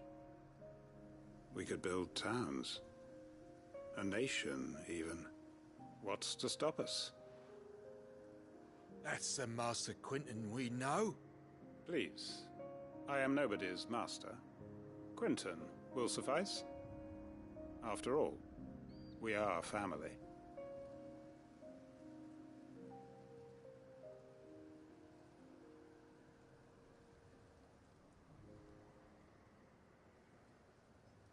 Permit me to withdraw my request. I will no longer be needing your help in looking after my people. I'll pretend you never asked. But you must be rewarded for your efforts on our behalf. You saved my life twice over. And more besides. A bottle or two of your finest red will suffice. Of course. Nothing but the best. And I have a feeling that this year's vintage will be the finest yet. If you don't mind waiting, that is. I look forward to it. It looked like he has some of that ether in his eyes.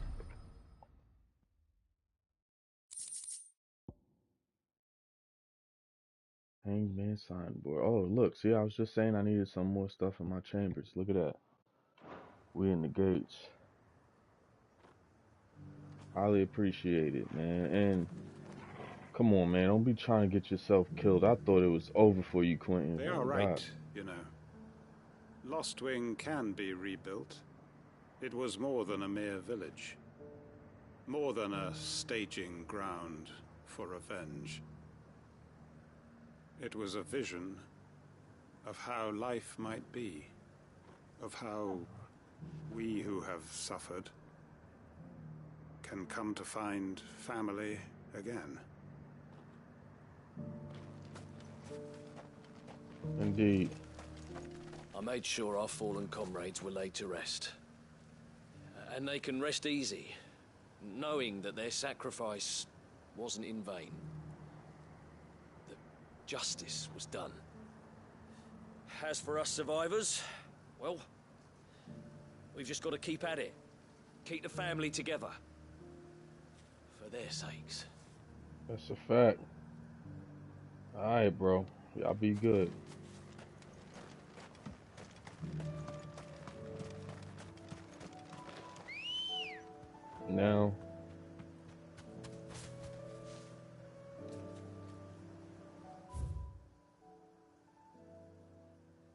Everything is handled over here, as I believe.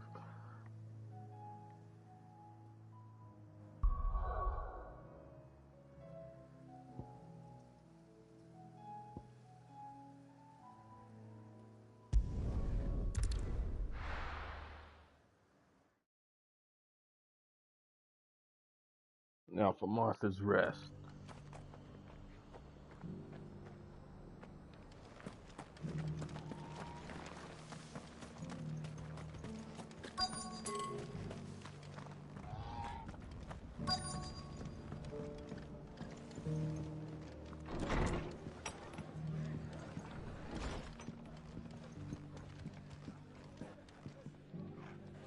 Ah, Clive. Just the man I was hoping to see. Oh? And why is that? You remember how some of Sir Wade's guardians took up residence here after the Akashic attacked? Well, now the rest have come to join him. Seems their barracks in the Lazarus have been lost to an ether flood. Now, I don't mind having a few more brave boys around to keep them animals at bay. I ain't daft after all. But we ain't got nowhere for 'em to bed down. Poor buggers are having to make do with haylofts and chocobo pens. I'd build 'em a new barracks here if I could. But where would I put 'em? There just ain't enough room up here on the rock. Which leaves us in a bit of a pickle. The people we're counting on to keep us safe are living like beggars. I see. And it ain't just that lot. There's bears to think about too. There's been more and more of them turning up lately, coming from all over looking for safe haven. But there's only so many we can shelter with the room we've got. We can't keep cramming more and more people into less and less space. What we need is a new home for our new arrivals. And that's what I was hoping you might help me with. If it ain't too much of a burden, of course.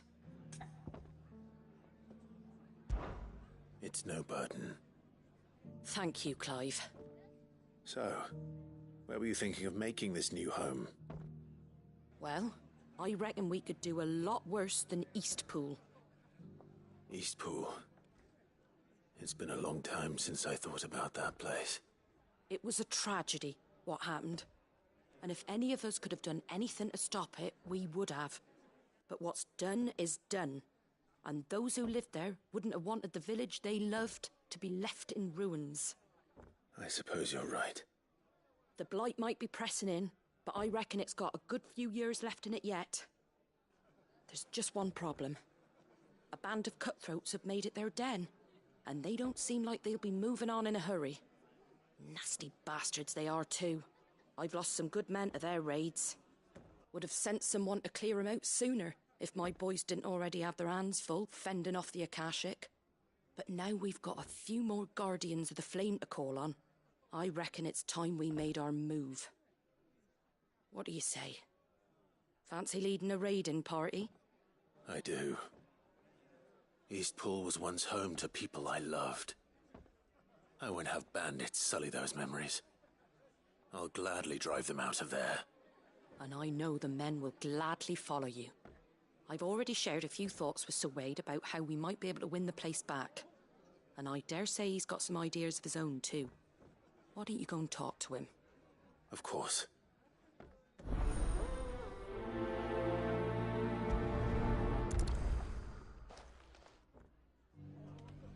Reckon Eastpool would make a nice little home for a few bearers and guardians with a mind to make a go of it. Once those blasted bandits have been sent packing, that is.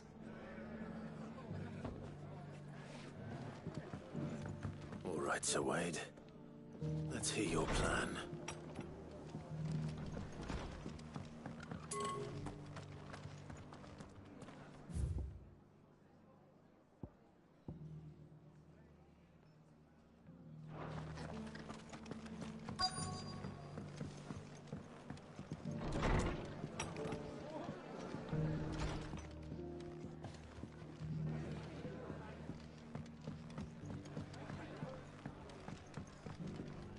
My lord Marquis, is that you?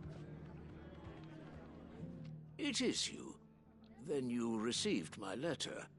I am Sebastian Rutherford, chief steward of your lord uncle's estate. Of course. We met once before. Yes, my lord. Thank you for coming. And what was so sensitive that you couldn't put it in writing? 1,000 apologies, my lord. I did not mean to offend. I merely... It's all right. Continue. I am here at Martha's Rest, at the behest of your lord uncle, tasked with learning what I am able of the realm's current state of affairs. And what I have learned is grim.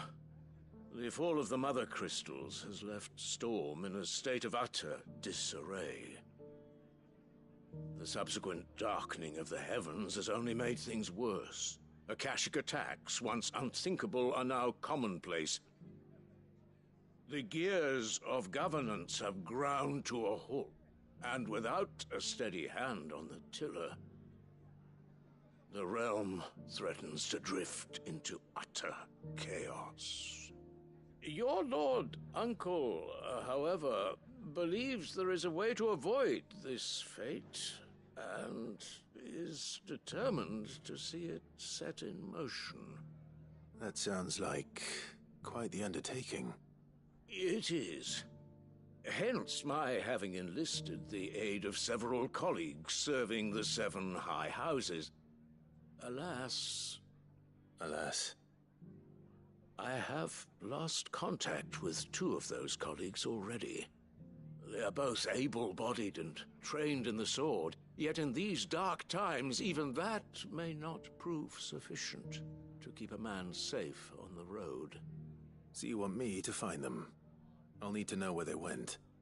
One I sent to investigate the Republic, the other the old Imperial capital of Oriflamme. That doesn't exactly narrow it down. I suppose I'll start in Dalimil and work my way east. Thank you, my lord. I shall pray for your success and safety.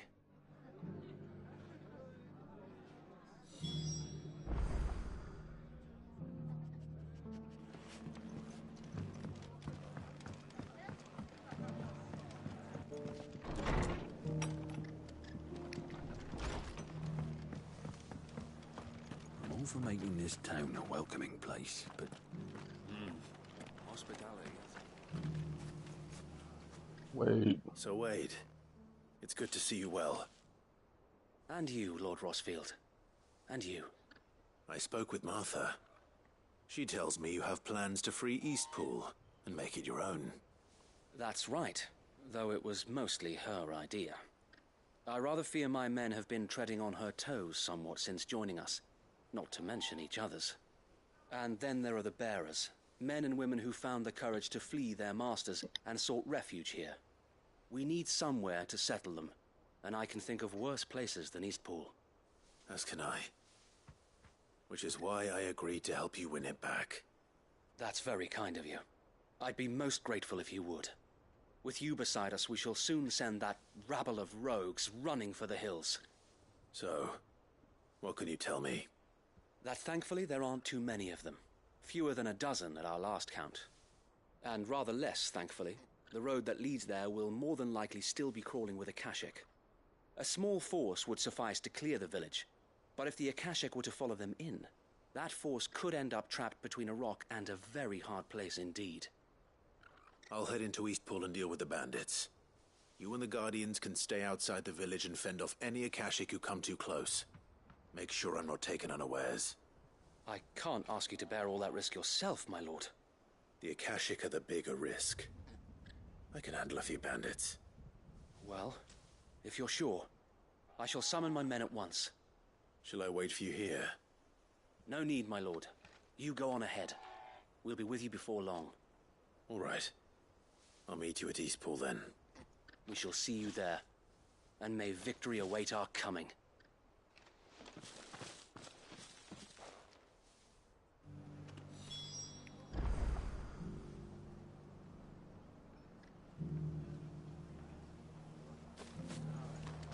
I know.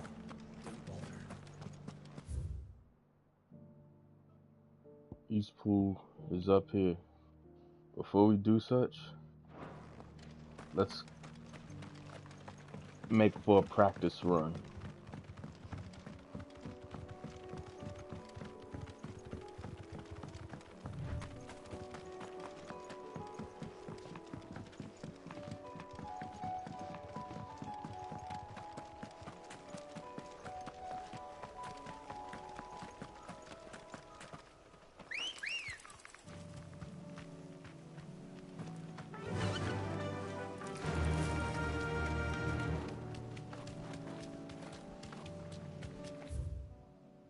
Where am I at?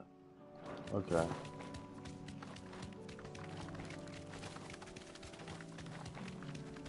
Look at Torgal. Torgal remind me of D-Dog from Metal Gear Solid 5.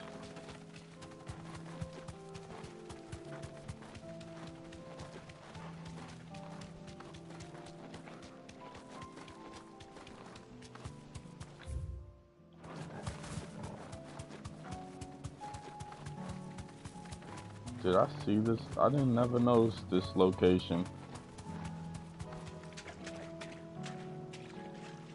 Oh man.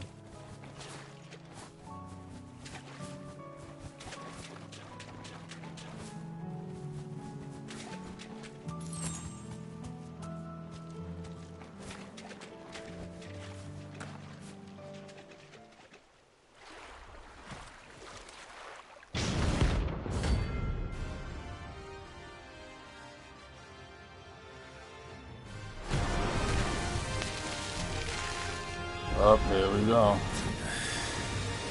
Couldn't have been just any more work on this. All right then. Awaken! Let's try.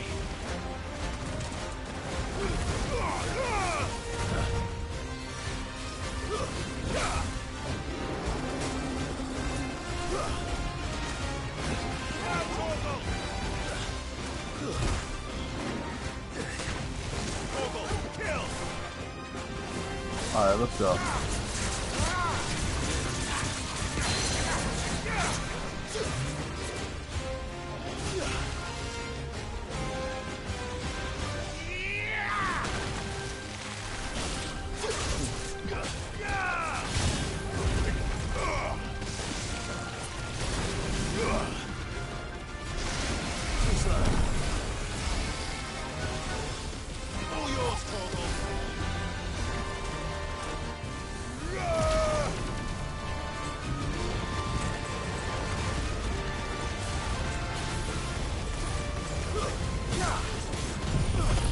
Oops, I didn't mean to do that.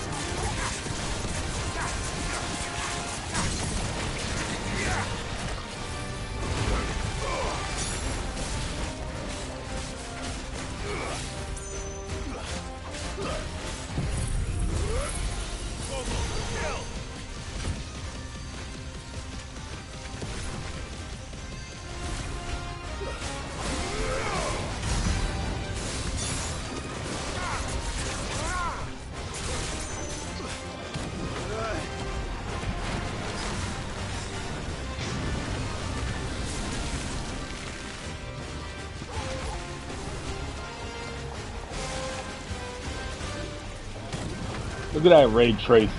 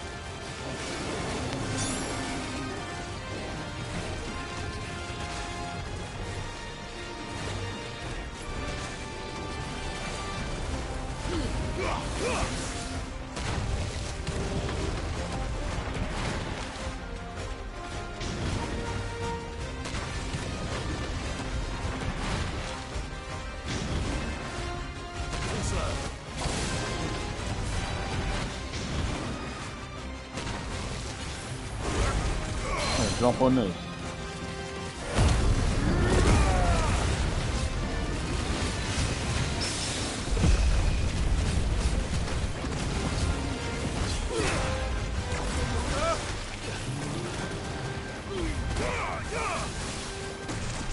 Oh, and I let him hit me.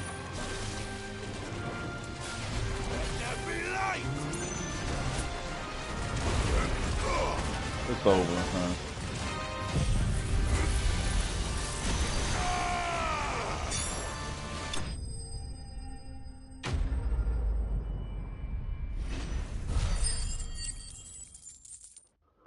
Enough time off of him, you know. Just get all of that. That was definitely anything but ordinary. Now, let's get this vine back to the yard. Alright, and now we're on the East Pool.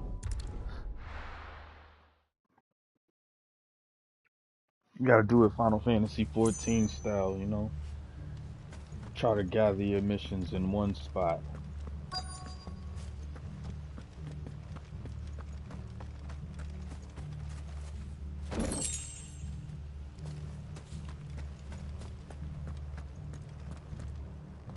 Look at this. You think you can just walk in here? Kill him. Oh, I sure did, huh? East Pool now, or face the consequences.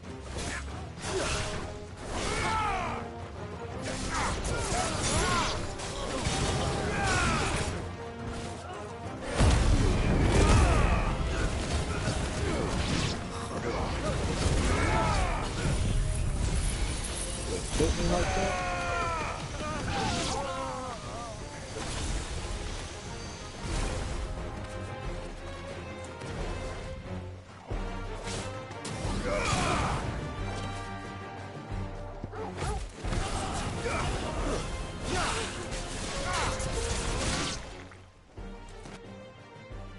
That's the end of that, then. Or maybe not. What's that thing doing here? Doesn't matter. It goes too. Slow.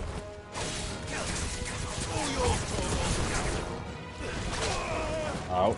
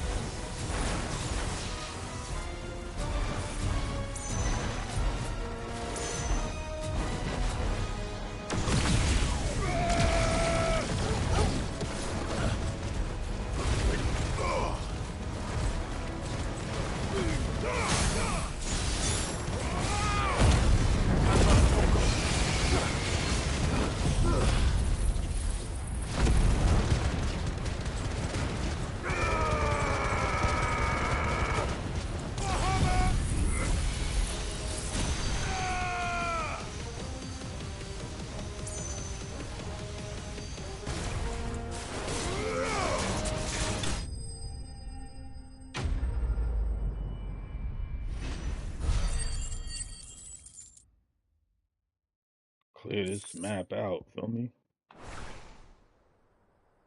Any more surprises? I'll take that as a no. Bravo. A magnificent display, my lord. You were watching. I thought you were keeping an eye out for a Kashik. We were. Put down more than a few on the road, then arrived just in time to see you slay that... whatever it was. Let's hope it was the last of its kind. Though I expect you and the Guardians will be up to the challenge should another appear. I would hope so, my lord. Your men will be bringing the bearers who'll be living here, I assume. It might be best to send word for them to come right away, before any other unsavory characters move in. Of course. I'll send orders for them to depart immediately. Leave it with me, my lord.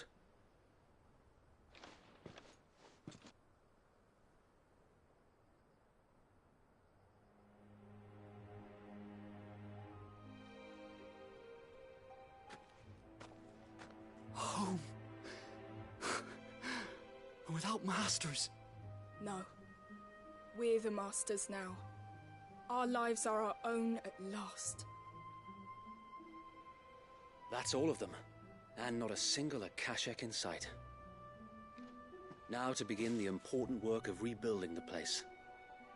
It won't be easy, especially not after 5 years of beasts and blackguards having their wicked way with the place.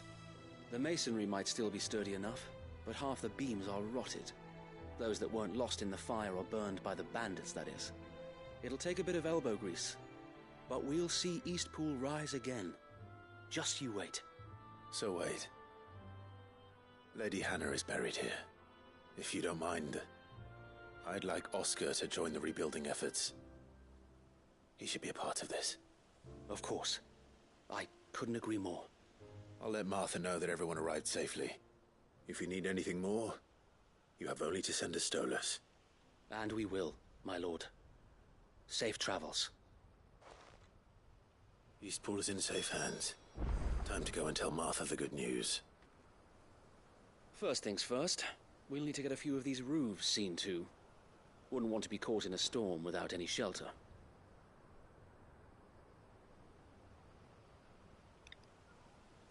So, on to Martha's Rest.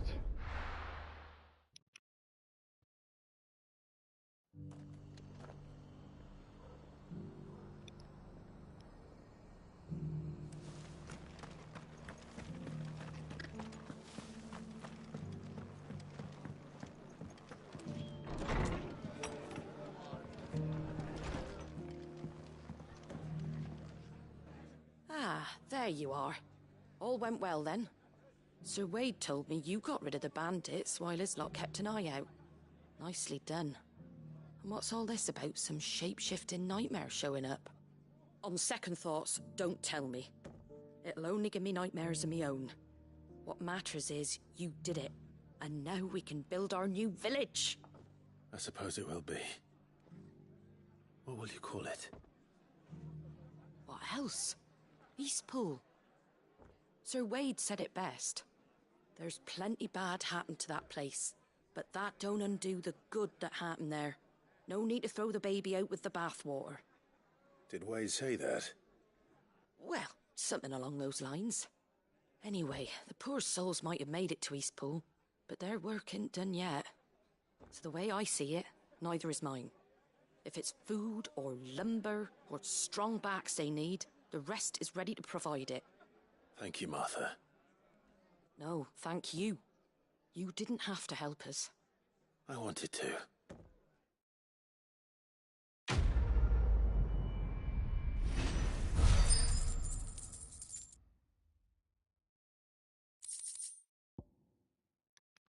So maybe we get to see Eastpool more.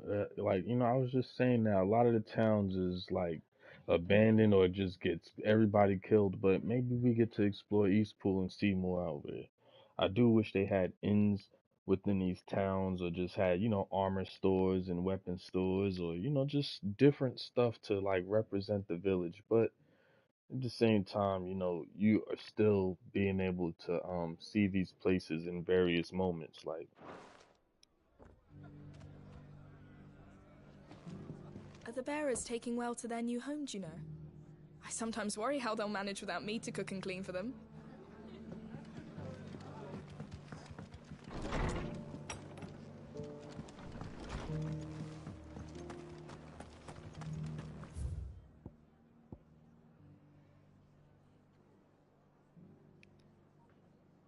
all right, now one more spot that I gotta well, I ain't gonna say one more spot, but as we see, you know, it's very occupied out here. Starting with the Dollar Mill Inn, since that's pretty much in radar, you know.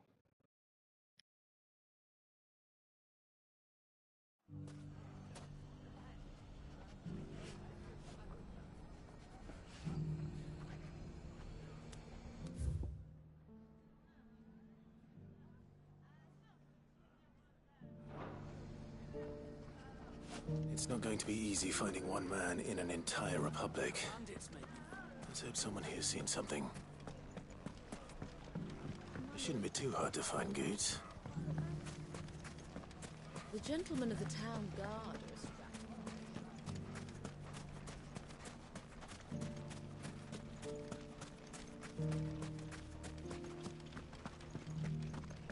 We haven't seen the last of those bastards. But when they attack again, we'll be ready for them.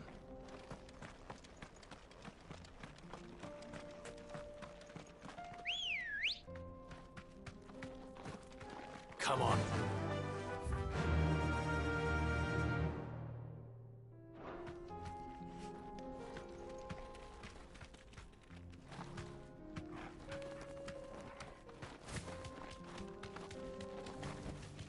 Back to the stables, Carl.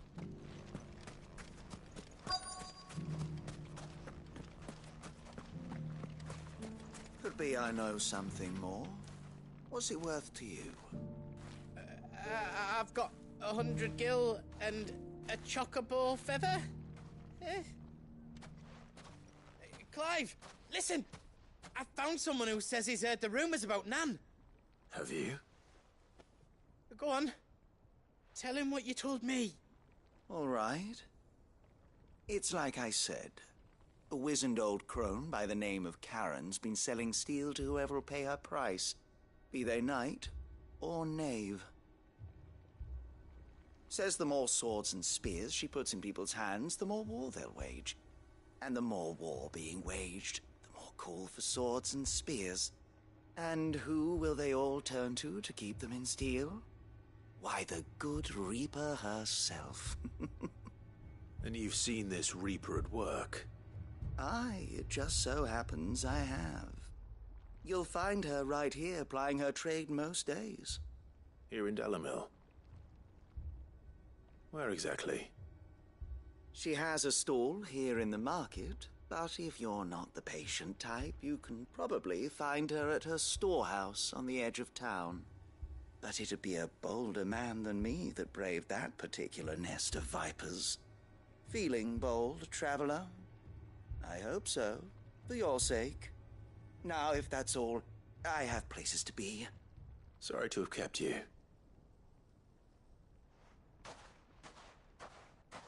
You don't think Nan's the Reaper, do you? Not unless she's discovered the secret of how to be in two places at once. Eh? What do you mean? Lady Karen hasn't left the Hideaway in weeks. So who has been running this stall he spoke of? Good question. I'll go and have a look. And I'll visit this storehouse on the edge of town. All right, but be careful, Clive. You too, Goots.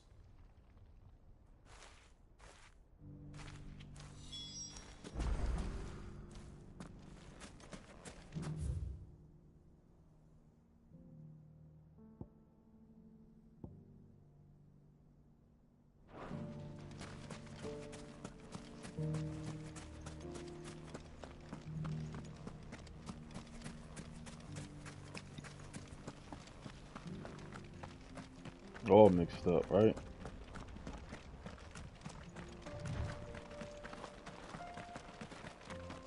Why are we right here? Someone's got himself in trouble.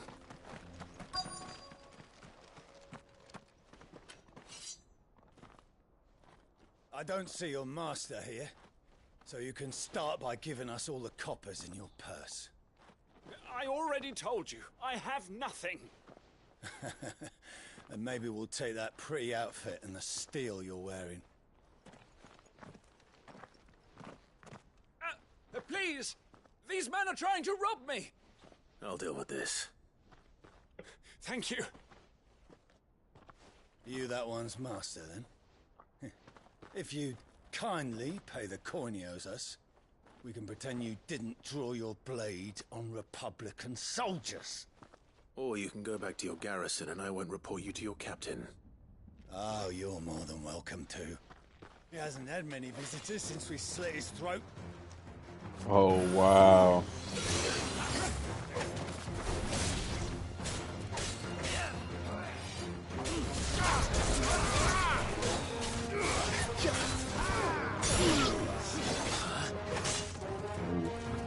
damn protectors. Come on.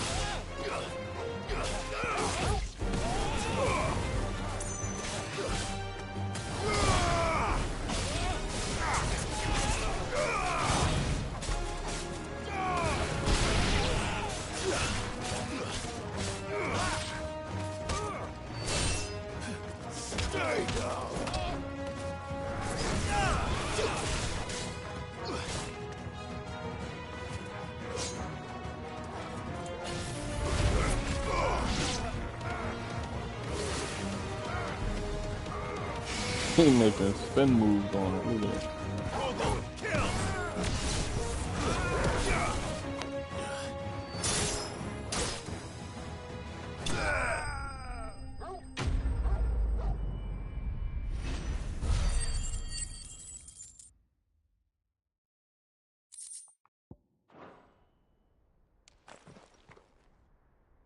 I'd expect as much from Hugo's faithful, but these were men of the fist. Much has changed in the Republican Army since they lost their rock. You've seen this kind of thing before, then? Many times. I was sent here to observe the situation. You're one of Rutherford's men. He sent me to look for you. Well, then you have my thanks. I fancy I could defend myself against one, perhaps two, but a whole regiment. I arrived in Dalimil several days ago, but when I called upon the captain of the local garrison to make inquiries, his men confiscated my effects and locked me in a cell. The captain is no more, and his men make the rules now. Fortunately, I was able to bribe my way free, only to be stopped again by those soldiers you so kindly dispatched. What of the Fist's Central Command? Surely they wouldn't allow such lawlessness amongst their ranks. I would imagine they are unaware of it. Most of the army has fallen back to the capital and hunkered down behind her walls. Those who weren't recalled now rule the fringes unchecked, answering to no one but themselves. Then it's worse than we imagined. You should return to Rosaria. It's not safe here. I'll find a caravan heading north.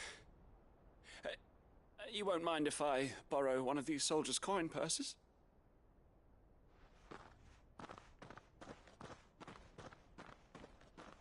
Not at all. Now, to find this second associate of Rutherford's. If he was bound for Oriflamme, I'll start at Northreach and see if I can pick up his trail.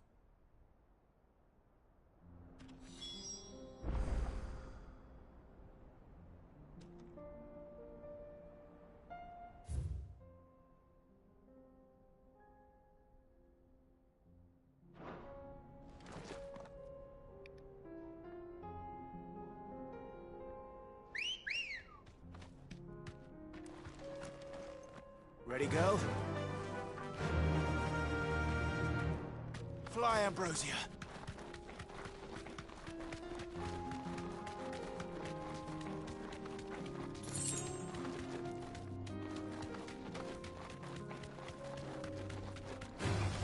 Time to fight.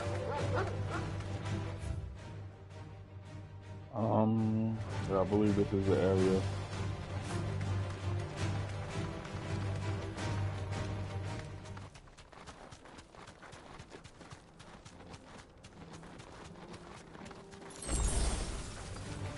Surrounded.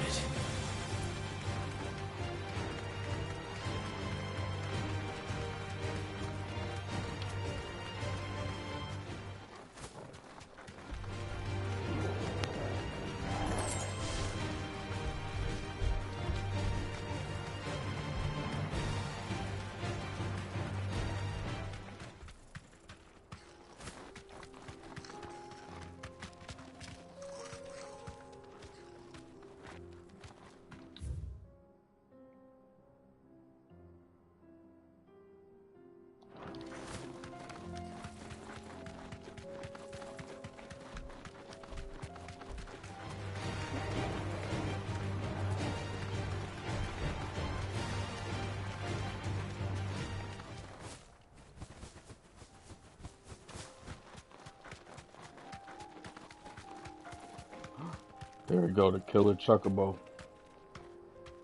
You deserve a rest.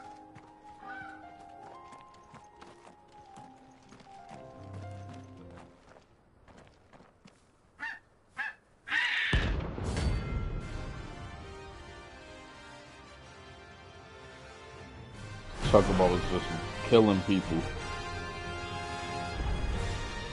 That's like no chocobo I've ever seen.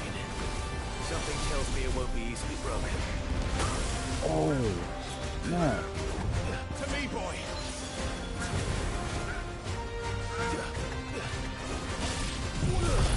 That was an accident.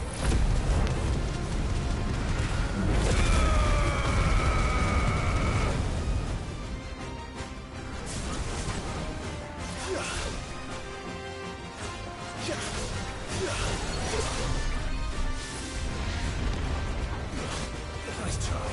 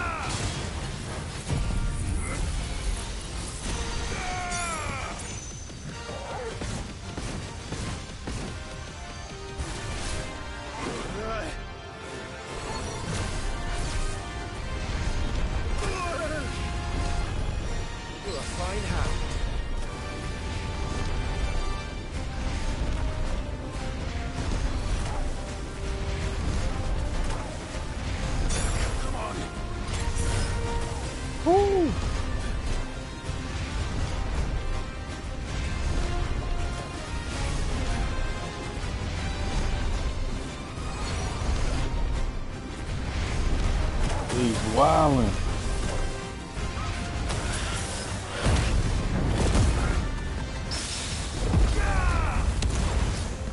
I gotta kill him. To me, boy!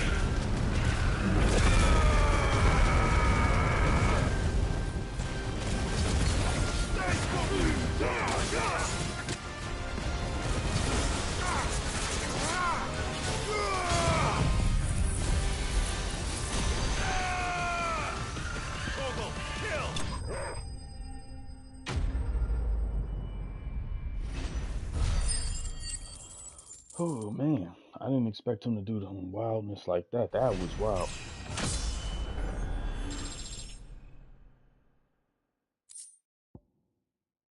Comet feather.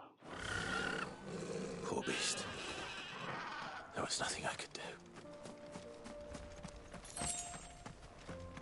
Yeah, he was in some different rage. There was some different kind of power in that kind of chocobo. Like, that was wicked.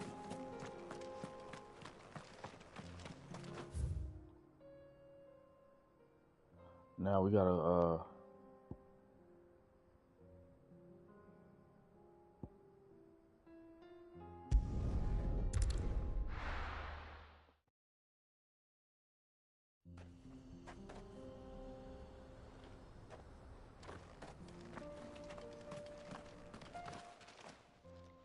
Kicked out already? No. This charmer ain't letting anyone through. Why are the gates closed? Chief's orders. No one's allowed in without his say-so. Not that I'd have let you in anyway. You look like trouble. I suggest you go home. That's what I'm trying to do, you little prick. Ain't changed a bit, have you, Snotty? No. Oh. It isn't. Blackthorn. Long time no see, eh? What the hell are you doing here? Well, it was meant to be a surprise, but since you asked so nicely, I'm here to see Zoltan, you fucking numbskull. Now let us through. All right. Just don't go starting anything with the chief. Yeah, I promise I won't throw the first punch. That good enough for you?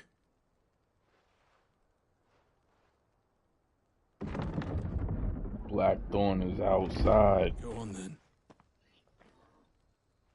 Much obliged.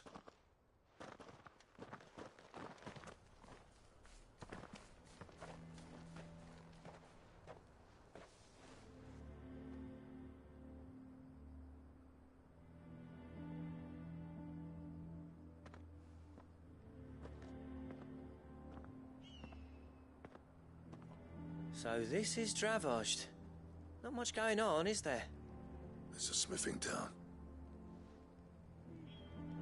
When I was a lad, you'd have to shout to be heard over the sound of hammer on anvil.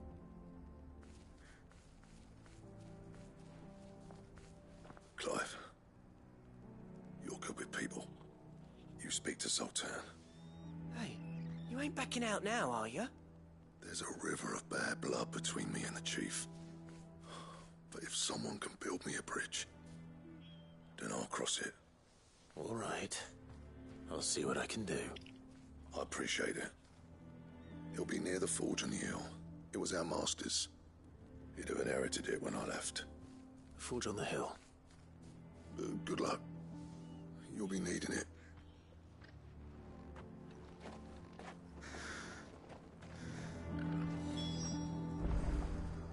Travased.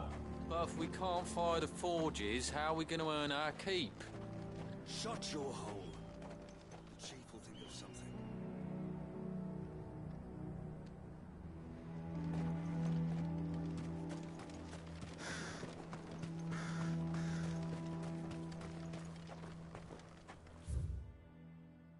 Figured it'd be somewhere upward. Isn't there anything we can do to help?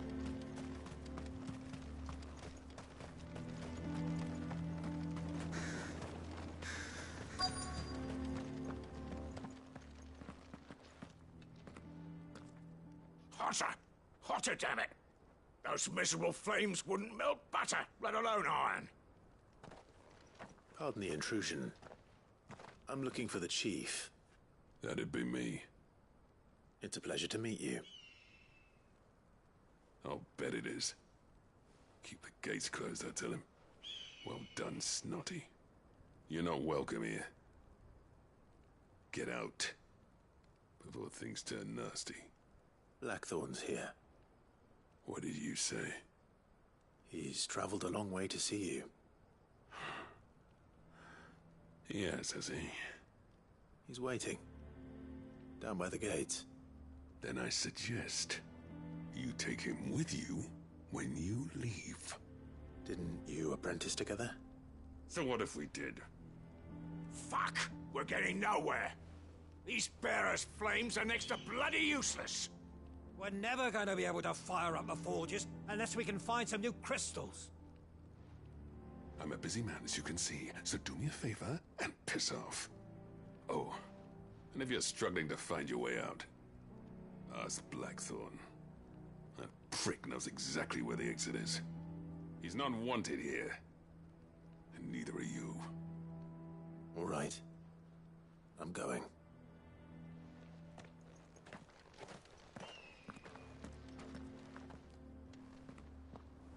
Please, Chief, you've got to do something. If this keeps up, we'll be ruined.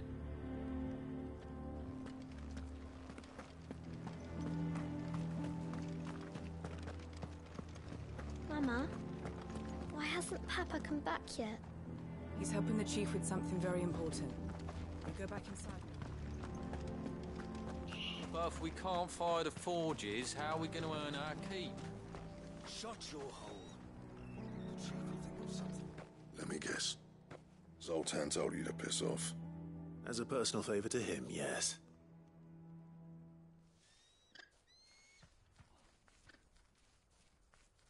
Well, at least he didn't beat about the bush. There'll be no talking him round. Not after what I did. Which is what exactly? If we're to help, we need to know. What turned the village against you? I left. Dravozd. Zoltan. The burden of leadership our dying master dropped in our laps. All of it. There are two kinds of smiths in this world, you see. My kind, who are in it for the love of the craft, who labour on a single piece from dawn to dusk to get it just right. And the other kind, who are in it for different reasons. People like Zoltan, whose work is quick and cheap. The kind of smiths who shit out a few hundred blades, reap the profit, and divvy it out among themselves. There wasn't a single day we weren't at each other's throats. And bit by bit, people started taking sides. You would have torn Dravozd in half had it gone on. So, I left. You didn't have to do that. Zoltan's a better chief than I would have been. His way of doing things kept food on people's tables. Dravozd prospered without me and my lofty ideals getting in the road. Until the crystals run out at any rate. Without magic to fire the furnaces, this place is as good as dead. It depends on how you look at it, though. There's got to be other ways of making fire. We manage it in the Deadlands. Thanks to Sid's ingenuity, yeah. He saw all of this coming. Knew crystals were the problem, not the solution. And spent years coming up with ways of doing without. You know what I mean, though, right? Where there's a will, there's a way. What I'm trying to say is that it's not your fault. You couldn't have predicted this. It doesn't matter whose fault it is. I don't want to be the greatest smith alive just because I happen to be the last. Clive. Dravozd won't last long without his furnaces. So, do you think it's time we shared Sid's bellows with the world? The way I see it, it's your decision to make. Hold on, Blackthorn. Sid made those things for us. They give us an edge over the rest. And you'd be throwing it away. All right. Do it. This place was your home. I won't abandon it to its fate. Sid's creations were never meant to be hoarded. It was only ever a matter of time before we shared them. Let this be another step on the road to freeing Valisthea from the prison of the Crystal's blessing. Dravozd will show the world that it's possible. Wouldn't you agree, August? When you put it that way, of course. It's like hearing Sid speak from beyond the grave. Thank you, Clive. Shall I go and fetch the plans, then? I know I'm off by heart. I'll be needing some help, though. Building a furnace isn't exactly a one-man job. Do us a favour and round up anyone strong enough to lug a brick or two with you, August. All right, then. And I've got a job for you too, Clive. Finding me some salamander skin. I need leather for the bellows and nothing else will withstand the heat. Luckily for us, salamanders feed out in the fields of Karava. Time for a spot of hunting, then.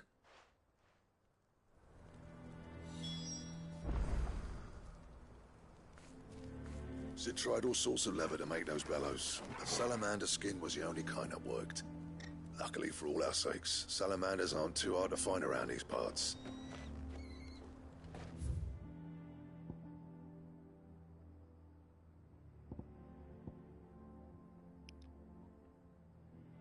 Salamander skin.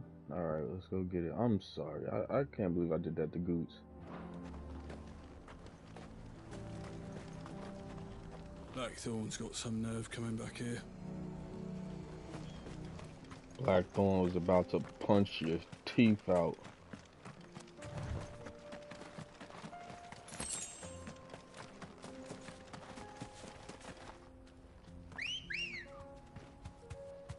Good girl.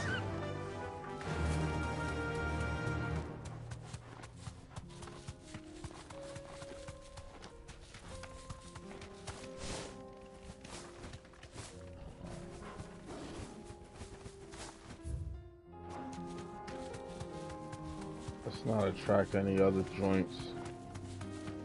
Get straight to the point.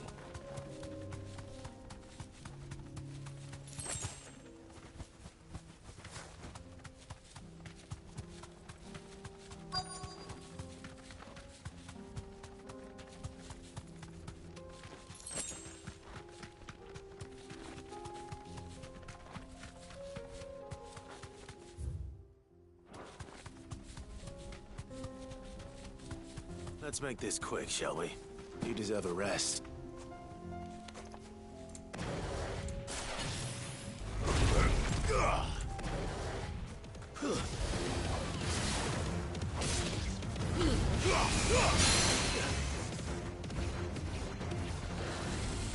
Nice try.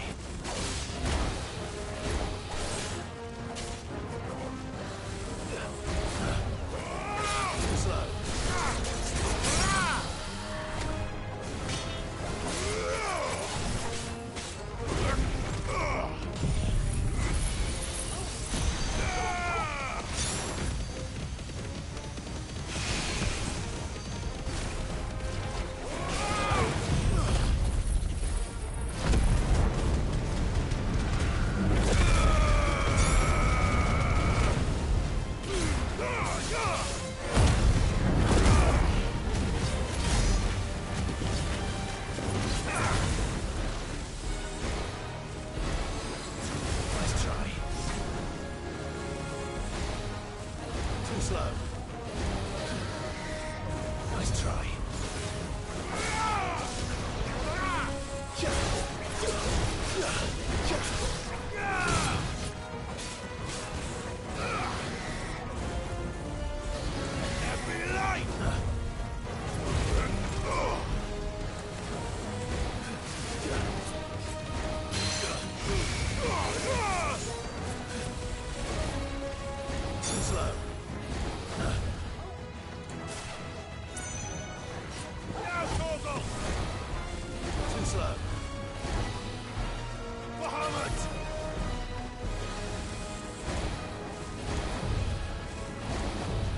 Man, get over here, bro.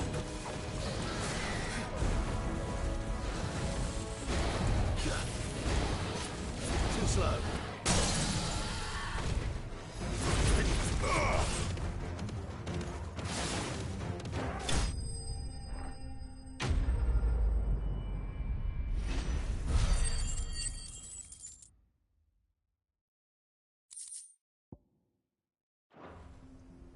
I dare say that would be enough for a decent set of bellows.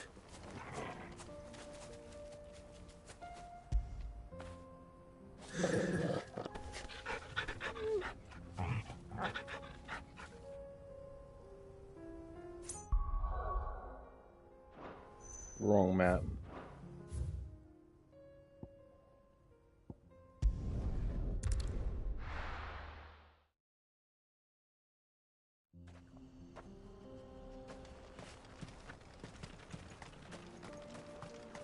What's this all about then? Don't know. Good news, Clive. When I told people we'd be building them a new furnace, they were practically falling over themselves to help.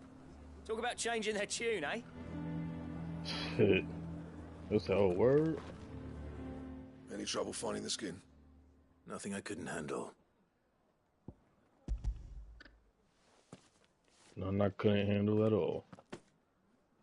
Gangster. There should be plenty. Right then, time to put these louds to work. If everyone pulls their weight, we'll be finished in no time.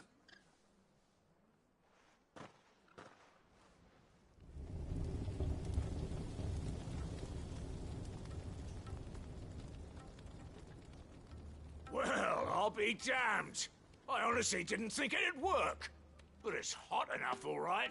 And without a single crystal in sight. You know what this means, don't you? I do, yeah. Dravost is saved.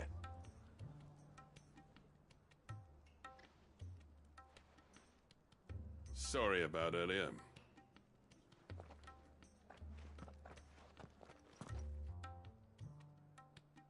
I take back everything I said.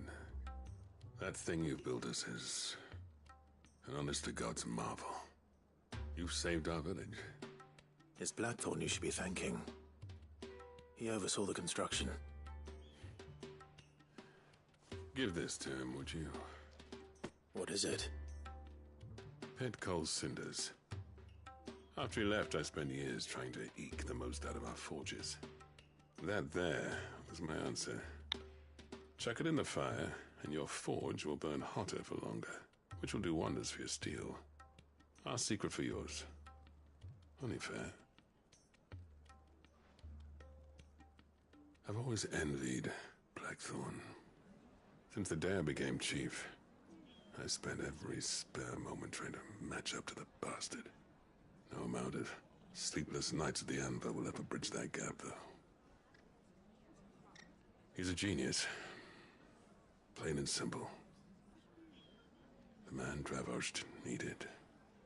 But he took all his talent and left. Gifted and free. Is it any wonder I hate his guts? The cinders would mean more coming from you. I need to forgive him first. And that's not gonna happen.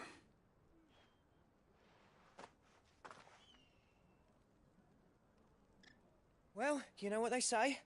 Oriflamme weren't built in a day and all that. These things take time.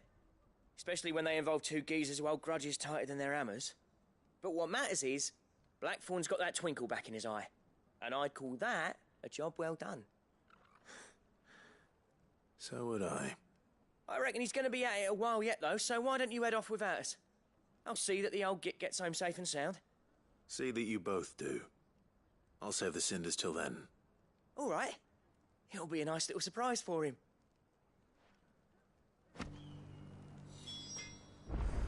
He's still explaining the ins and outs of the new forge, so I doubt we'll be going anywhere for a bit. No sense you waiting around anyway.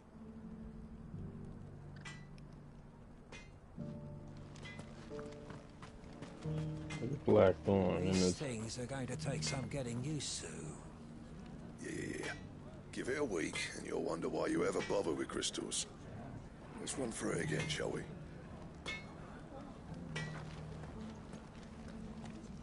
Blackthorn in his hood. Though this episode is a very stretch. Bellows for our forge. Well, I'm sure they'll make us some if you ask. It has a lot of things going on to it. Oh, and look at that. I guess I'm going out this way to meet with the homie.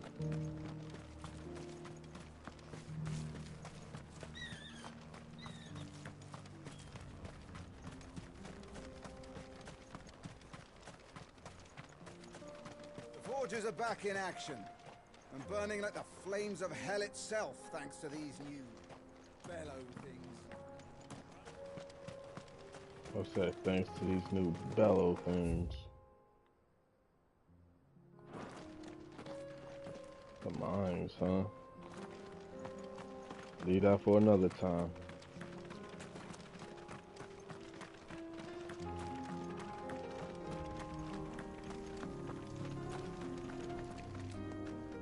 What do you know? We're back. Watch it, stranger. There's a fault up ahead. Take a look if you want, but slip and you won't be coming back.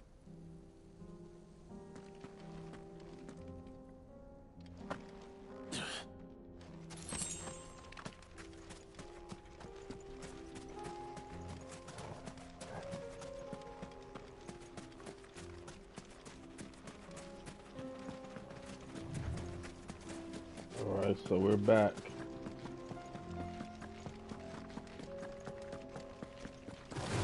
Oh! Get the hell out of here.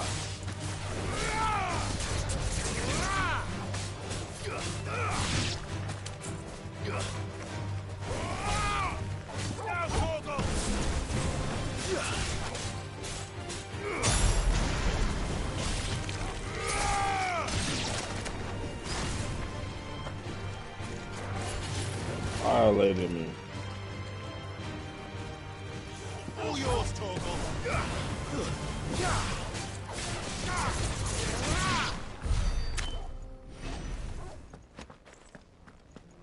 Come on, Toru.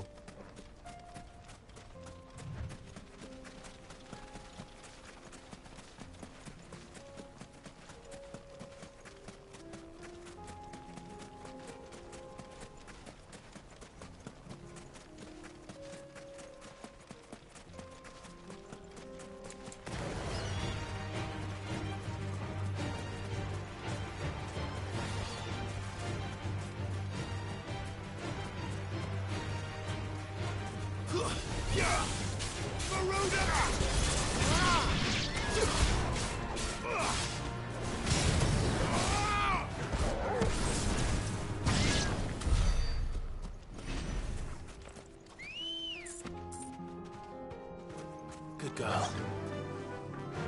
Faster!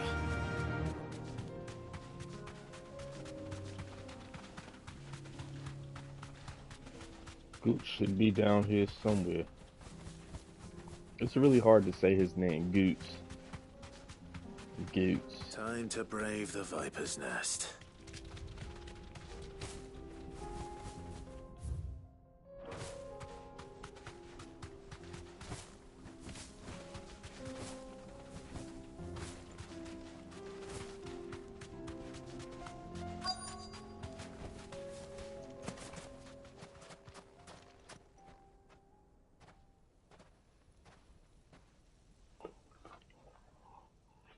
Just you, is it? Thought I might have laid it on a bit thick. It was a fairly unconvincing tale. So, what now? That's up to you. Die a slow death, or a quick one. Boys, he's all yours. But that sword is mine.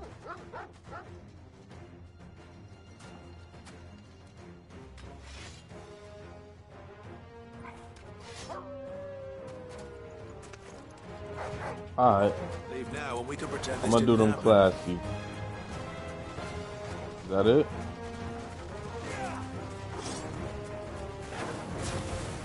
All yours, Torgal.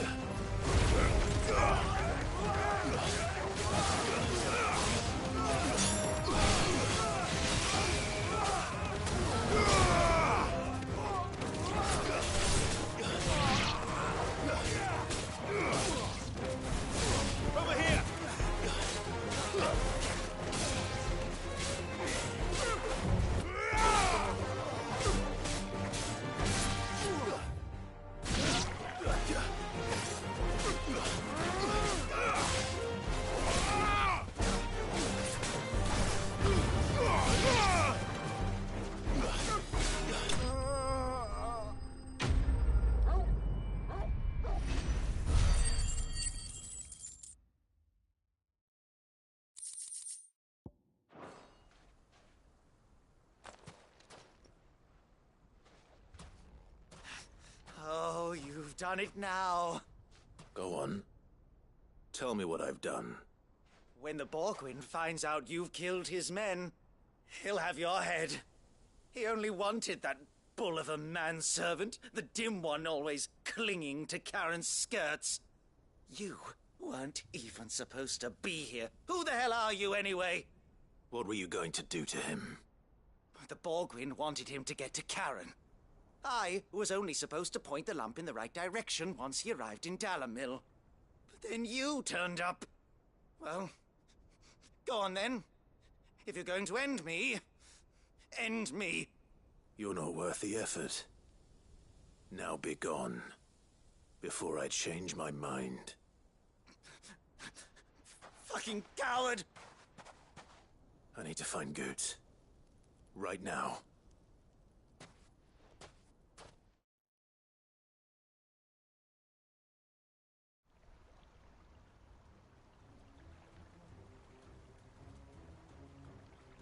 Get your filthy paws off me, you naughty-pated lout!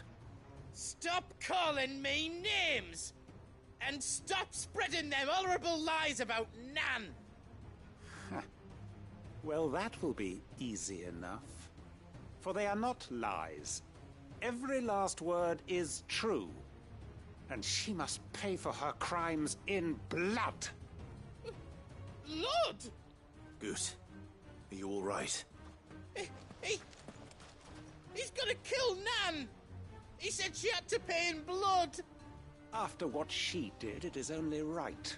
She ruined my life and the lives of countless others.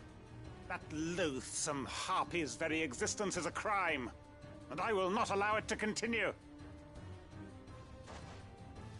Goots, was it? I have no quarrel with you. Only with your employer. Run along now. You need not pay for her sins. No. No? I don't care what she did. I won't let you hurt Nan. Promise me you won't hurt her, or I'll kill you myself! Goot, no. Enough, all of you!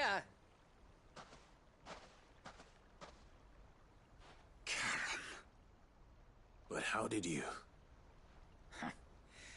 You're a sight less clever than you think you are, the pair of you. Did you think I wouldn't notice the two of you slinking off together? Well, the whole thing got me thinking, who in Dalamil might bear me a grudge? And a certain snivelling shit I ran afoul of in my fairy years came to mind. Though it was just Bogan back then, wasn't it? I thought the years might have taught you some sense, but I see you're the same pants-pissing craven you've always been. What was it we called you? Wet legs? You bitch! Everything that happened, it was all your fault! And now you'll finally pay for what you did to me!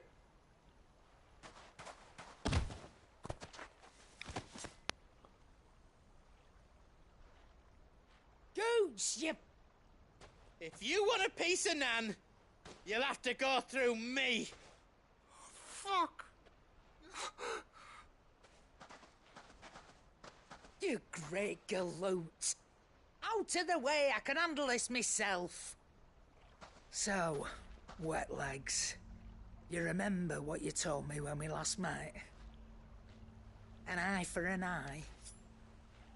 Wise words, Sam. Wise words. And now, it's time to collect.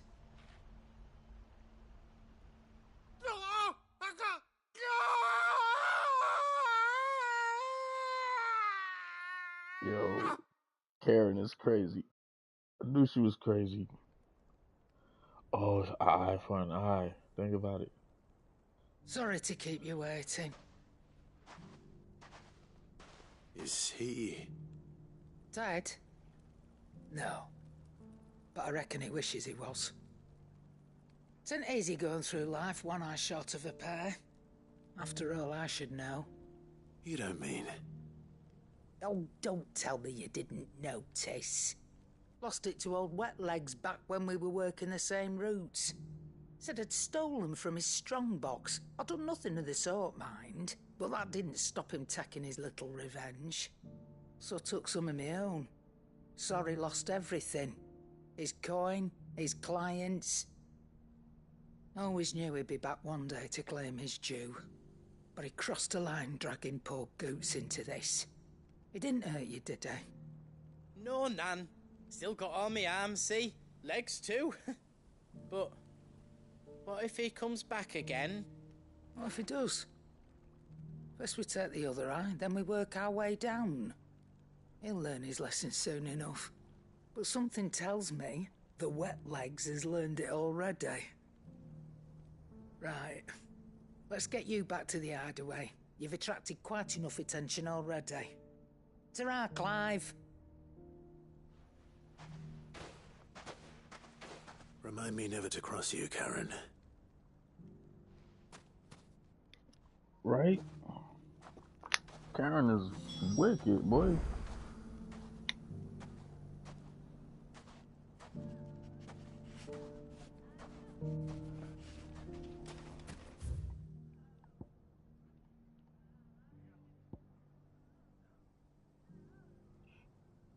And then look at that. I'm gonna save that.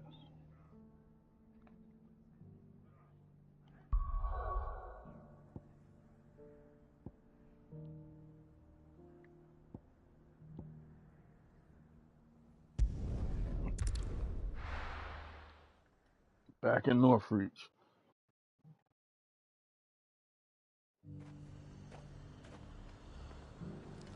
There's a lot of road between here and the capital. Rutherford's man could be anywhere.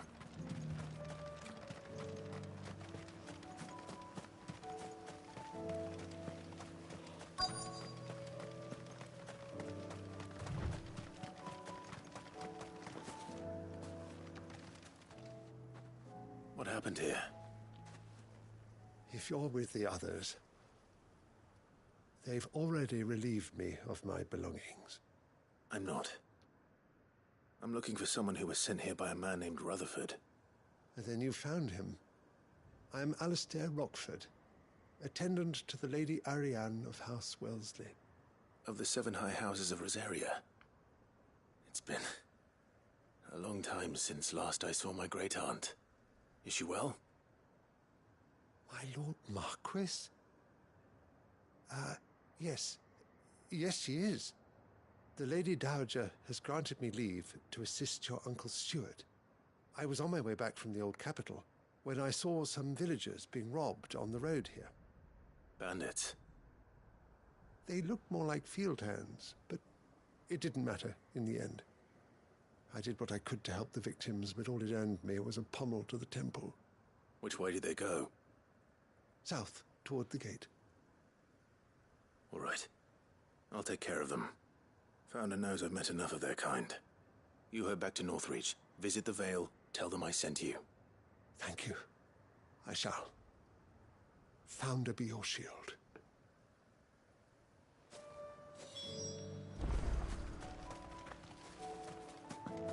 It was only a short while ago that I was assaulted. If you hurry south, you may find those who did this. Let's go.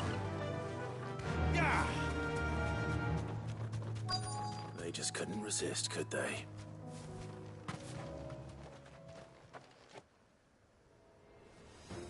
Goodness.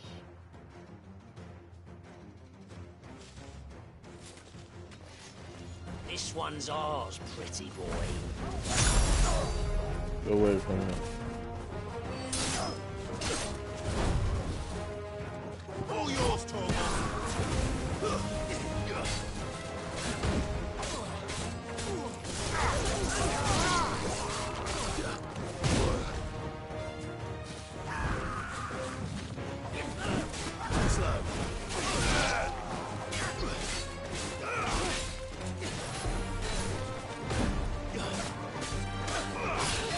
Nice try.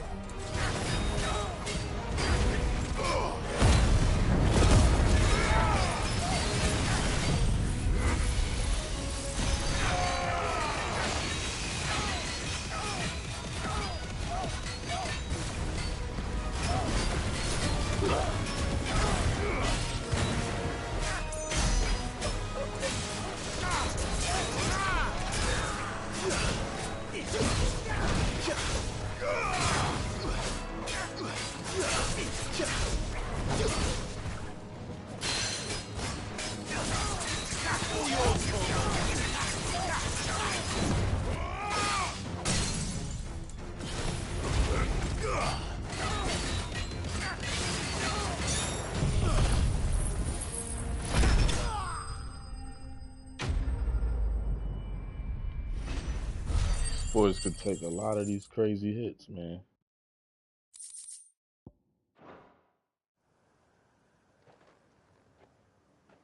Make for the town while you can. There may be more bandits nearby. You don't need to tell me twice. Many thanks, traveler. This looks to be all of them. I thought I told you to make for the Vale. And stand by as ill might befall the heir to the ducal throne. It's just Clive, and I'm fine. Which is more than can be said for you. I will survive. Strange that the garrison wouldn't intervene in such a brazen attack so close to their gates. The garrison have their hands full inside the city. Some days they don't even send out patrols. There are few hands left to work the fields, and even fewer to transport the grain. The market stalls are nearly bare, and the price for what remains is exorbitant. It's not uncommon to see a fight break out over a crust of bread. When I said the ones who attacked me didn't have the look of bandits, I meant it. They were probably just desperate. Rockford, listen to me. If you are to continue your investigation, you first need to seek the attention of a healer. Of course. I shall return to Northreach right away. But allow me to thank you first. Had you not happened along, Don't thank me. Thank Rutherford. It was he who sent me. I suppose he'll be wondering where I've got to. I shall send a Bistolus as soon as I'm able. Good day.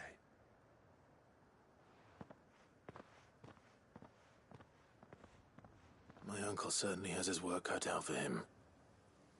If it isn't already too late. I should go and tell Rutherford that his colleagues are still in one piece.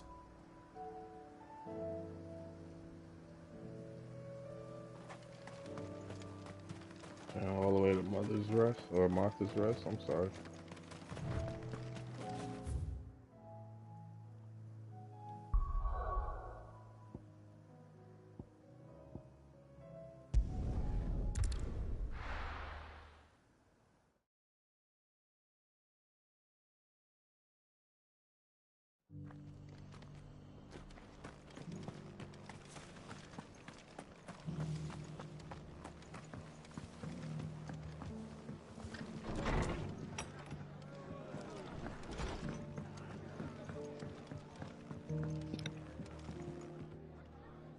I see you're still here.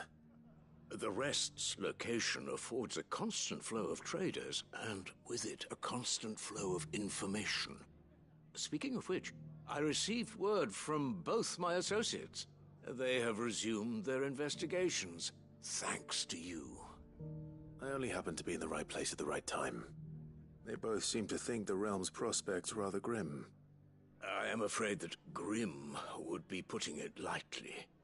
Storm is in crisis, and if we are to free her, we must work quickly. And we must work together. Such is your Lord Uncle's wish. As it is mine.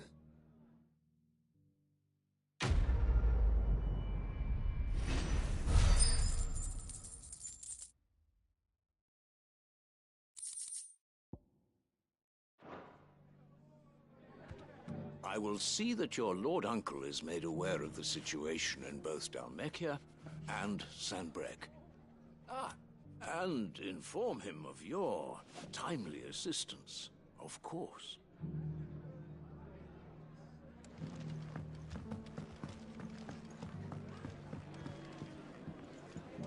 Can't say it wasn't a relief to see the better part of the Guardians finally taking their leave.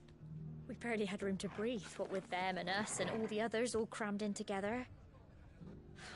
They were good lads, though. I'll miss not having them around.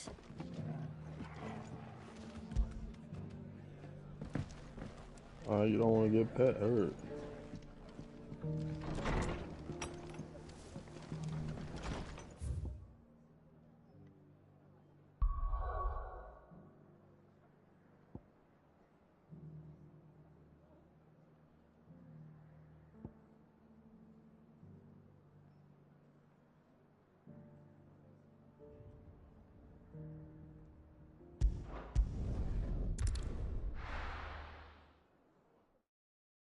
I gotta do my homework.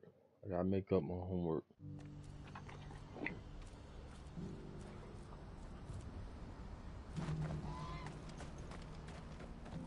Pardon me, but would you happen to be a fighting man, perchance?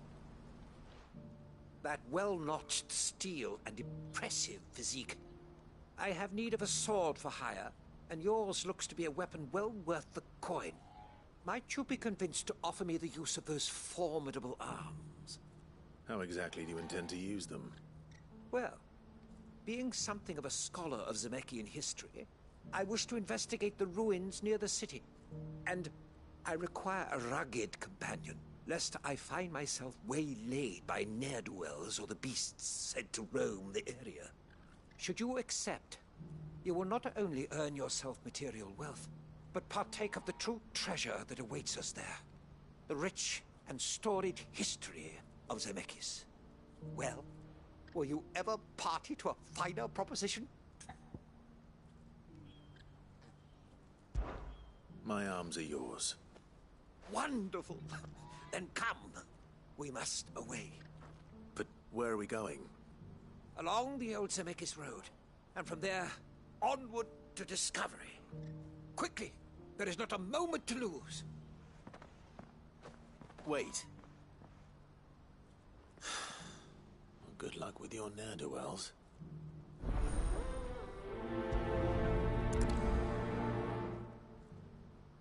I better make sure he doesn't get himself killed.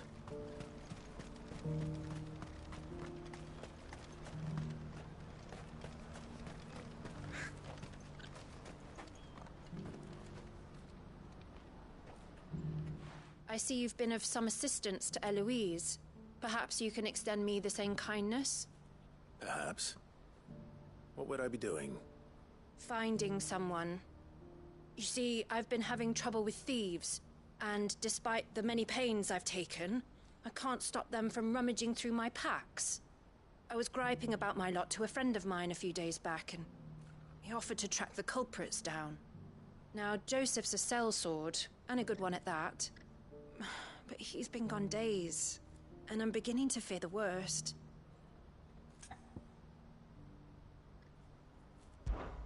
Any idea where his search for the thieves might have taken him? The old Zemeckis Road, perhaps? He doubted they would be fool enough to linger here in Bocklad. Joseph's lived a hard life. Made him grey long before his time. I just pray he hasn't been killed over a few sacks of grain.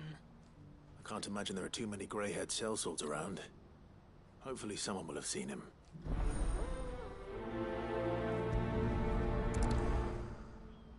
Gotta find Joseph.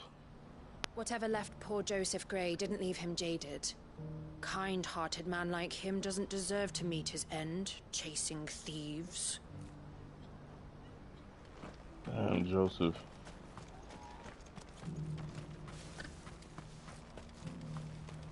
Who needs a porto when there's no... If we're going to do this, we'll need help. Then we'll have to find it, and fast. We cannot let this chance pass us by. Clive, your timing is impeccable. It just so happens that right at this very moment, we're in need of someone with your talents. And what talents would those be? Why, your fearlessness, and your skill with a blade. I'm listening. Well, as I'm sure you're aware, when these dark skies swept over the Republic, so too did a wave of chaos and confusion.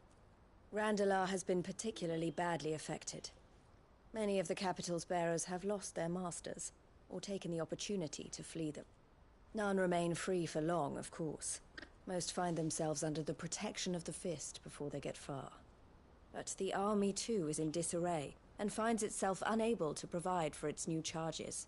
Which means it has been looking to sell. And you've been looking to buy, to make sure these masterless bearers remain that way. Precisely.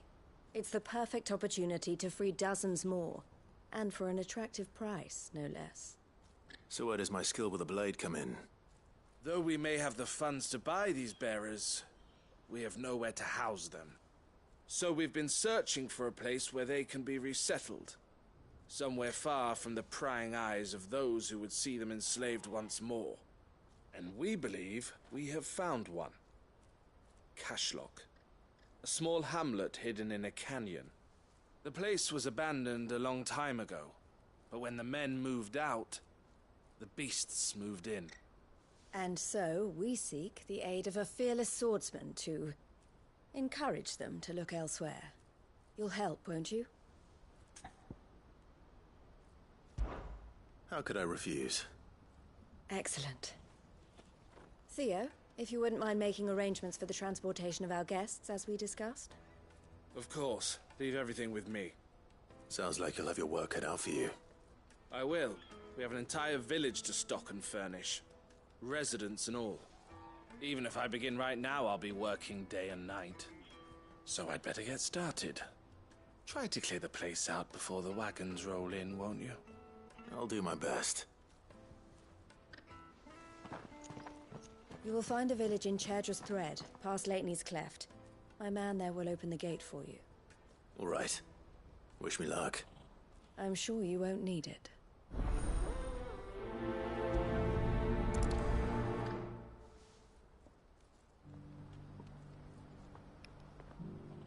Definitely gonna have to help them out.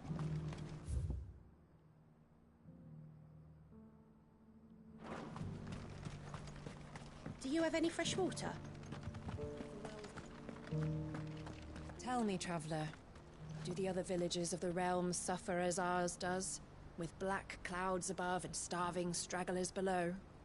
Not so very long ago, moneyed merchants would scatter their coin like seed as they passed through this place. Ah, would that it had taken root. Yeah. Now I just need to Dark see about days. getting the word out to everyone. I want to know right away. Bad news. Good, actually. Something worth celebrating for a change. Only trouble is, the serving girl's still new to the job, so I can't leave her while I go and invite those I'd like to celebrate with. What exactly are you celebrating, if you don't mind me asking? I've come by a particularly fine bottle of red. A Gotan 66, no less. Gotan Rouge is the only good thing to have ever come out of the Empire. And most wouldn't part with a 66 if you held a knife to their throats. So I've heard. Oh. So you know of it, then? Clearly you're a gentleman of taste. A gentleman who might sympathize with my predicament, perhaps? Would you pass the good news to a few friends of mine? I'll give you a little something for your time, of course. A little something? Sounds simple enough. So you'll do it? Marvelous. Thank you. You won't need to go far. All three of them should be right here in the market. There's Aldrich the porter, Milan the butcher, and Bolek, a guard over at the north gate. Three of the finest fellows in Boklad, if you ask me. Tell them to come to the tavern when they finish for the day. Stop by again when you let them know, and I'll give you your little something. I'll be right back.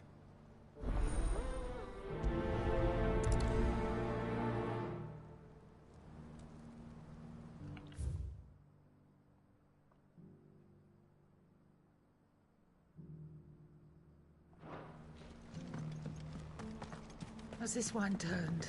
Or is it my stomach? Tastes better if you don't look up. I hear the brothers found another victim. Can you believe it? I believe it, all right. What's that? The third this month.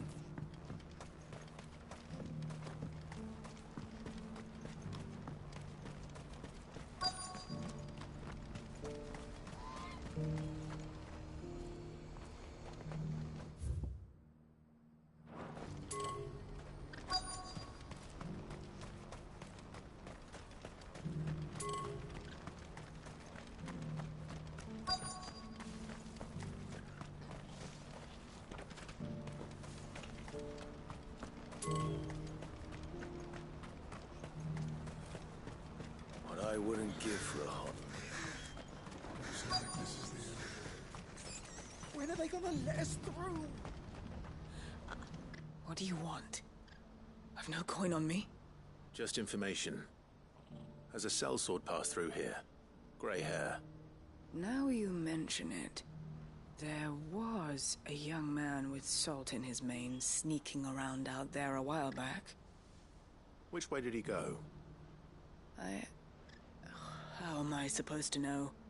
Buggered off down the road, I expect. Now why don't you do the same and leave me be?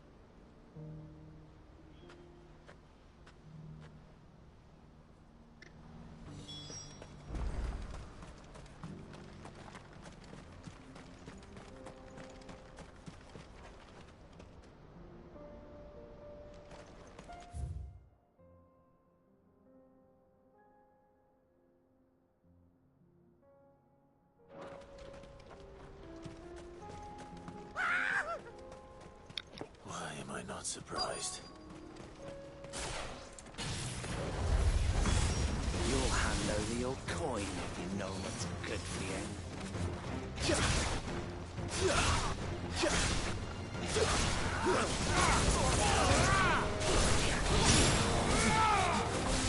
Stay down!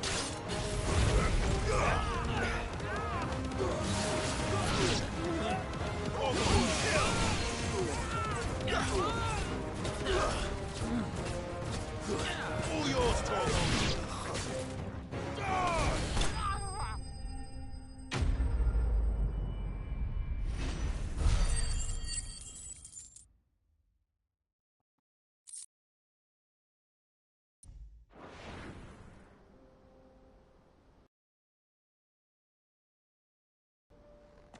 Happily not, good sir.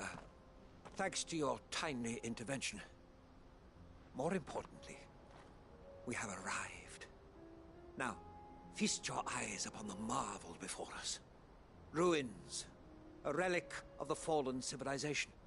A sight so common that man is oft blinded to its wonder. Colossal vessels, dashed from the very heavens. Airships, we call them, with very little thought to what wonders such a word might describe. Oblige me if you would. Does anything strike you as peculiar about this particular specimen? Though we ourselves find fallen ruins to be nigh indestructible, whatever gouged the final sin from the rock cleaved clean through the structure you see before you. A tantalizing mystery, no doubt, but merely one of countless enigmas in which Zemeckyan history is steeped. Come, good sir. Our expedition continues, and we still have much to learn.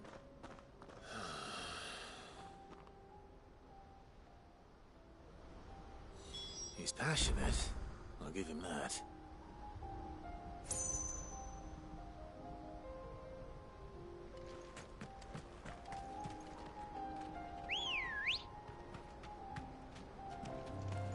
Come on. Run like the wind.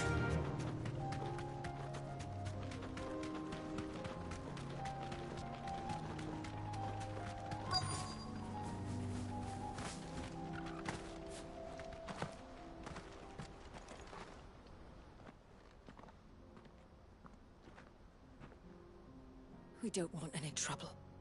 Neither do I. I'm looking for someone. A grey-haired mercenary. Well, we haven't seen him. Yes, we have. We saw him climbing up the rocks. Those ones, over there. Maybe he found his thieves. Mum won't let me near them. She said there's goblins up there, and that they eat little boys for dinner. Shush now. You've said quite enough already. I only told him what you said. I'd listen to your mother if I were you.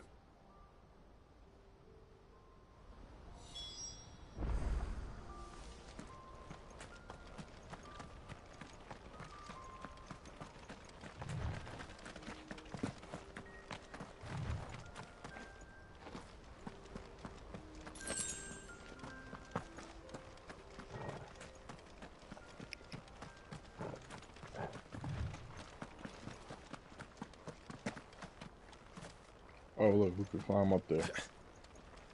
Did Joseph's thieves really lug their stolen wares all the way out here?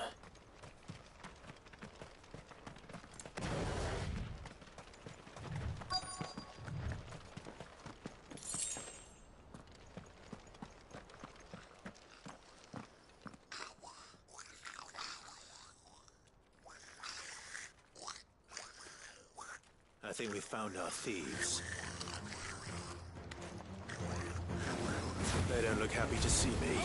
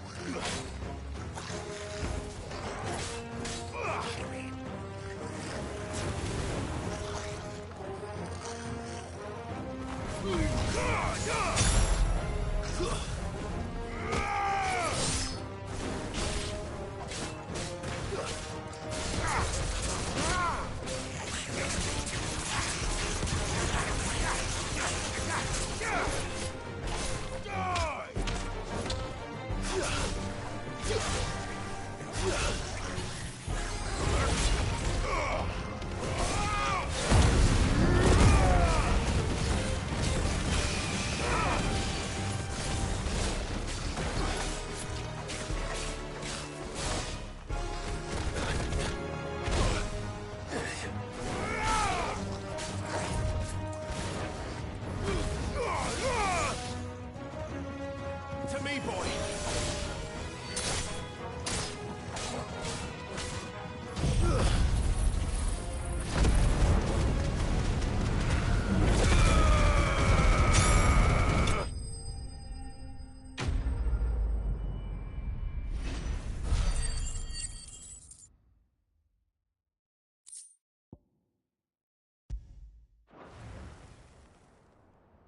Let's get this over with. Stop! Don't kill him, he's just protecting his home. Joseph? So the boy was right. I don't know you. Your porter friend sent me to find you. She was worried you might have got yourself killed. Have I been gone that long? It wasn't hard finding the thieves. The problem was knowing what to do with them when I did. I take it things are more complicated than they appear.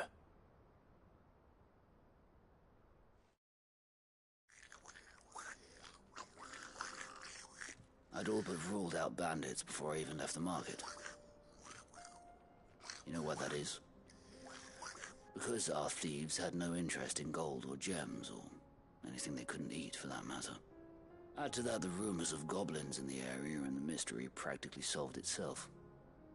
I soon found their cozy little homestead and all the missing food.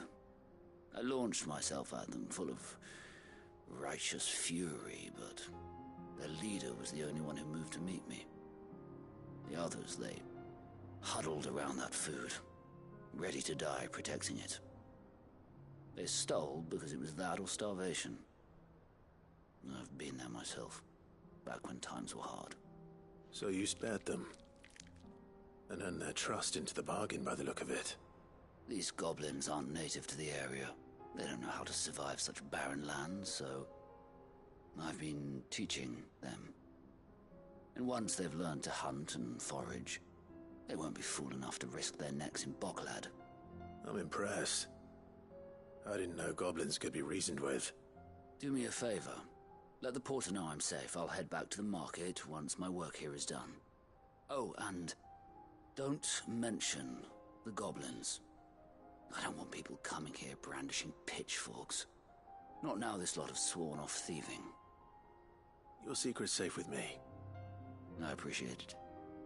Thank you.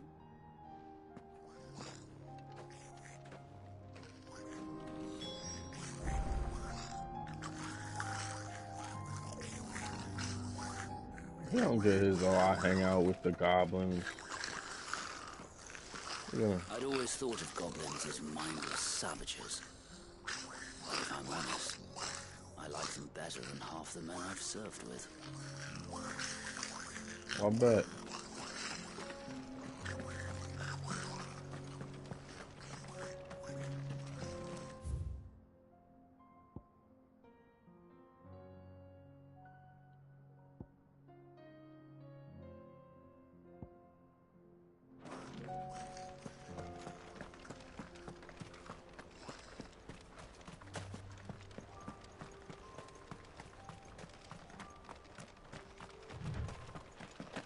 It's gonna be the longest video, probably.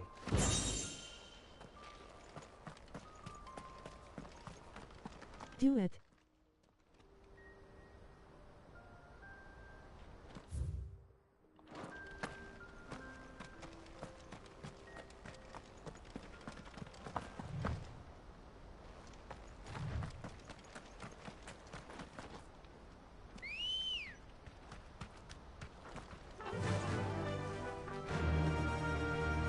Ambrosia.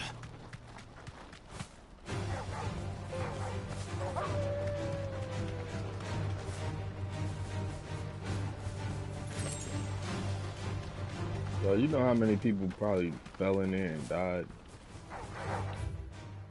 Time to fight. No, it ain't.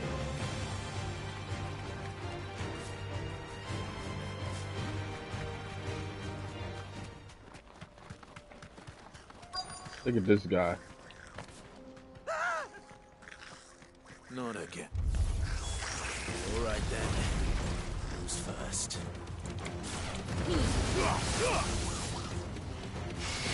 Waken twins!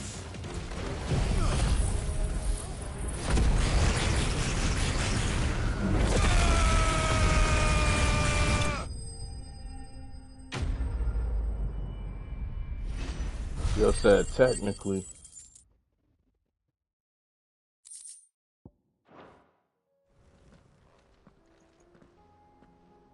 You're going to get yourself killed. Oh, that would not do. That would not do at all.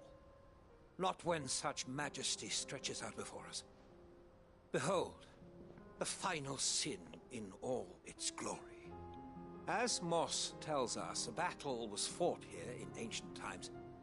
A battle of such ferocity that it tore a great crater in the very land upon which it was waged. In reaching for their holy sanctum, did man enrage the gods, and great was the vengeance that was rained down upon him. Alas, the full truth of the matter is lost to time, though I live in hope that I might see it discovered. But we must not dwell upon such things. There is more yet to see. Onward! History awaits!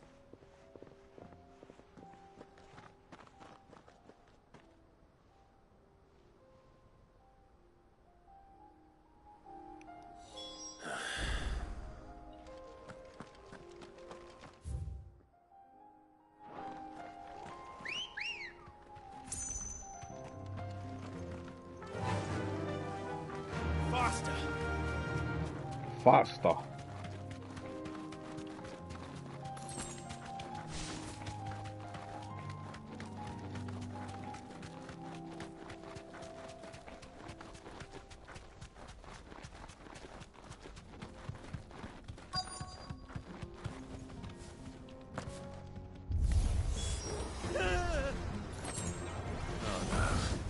He's really got himself into trouble this time.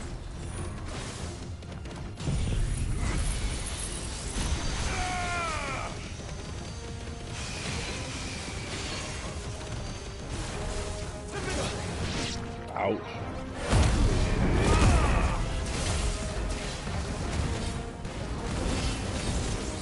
Too slow.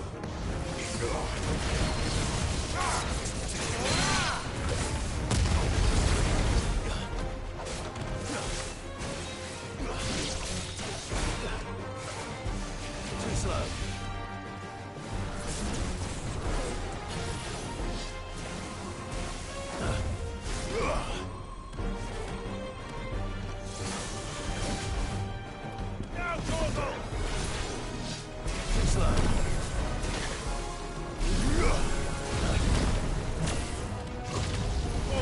Kill!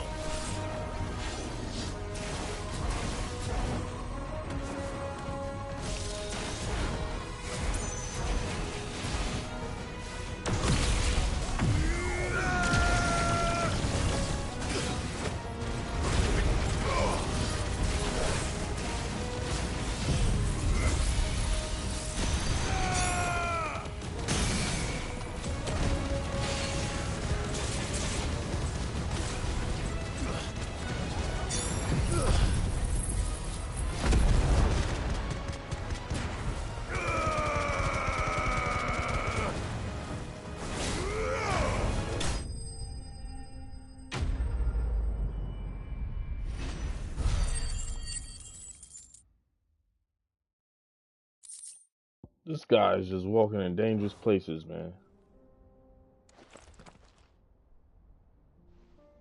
Still in one piece.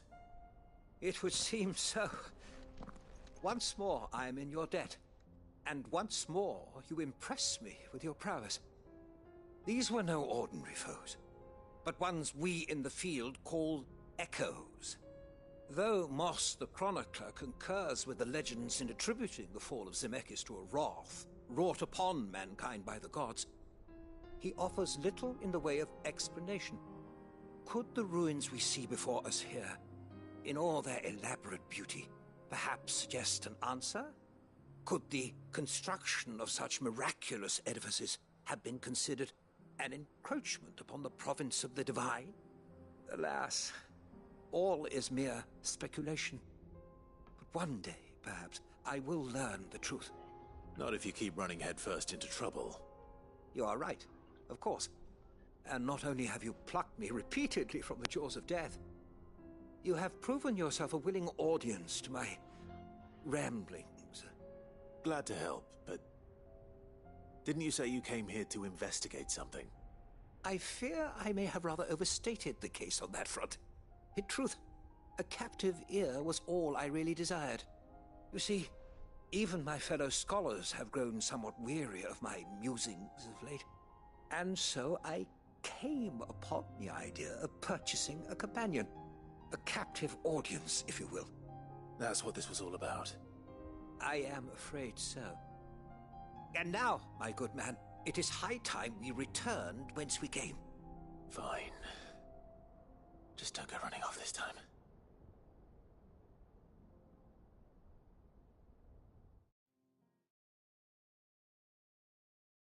Dude, crazy.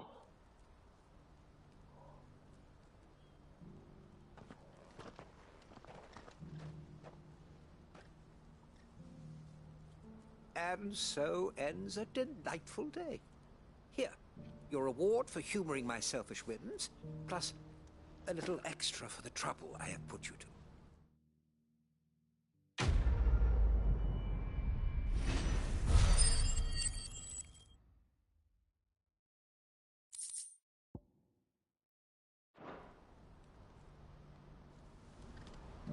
Truly, knowledge is a gift all the greater when shared.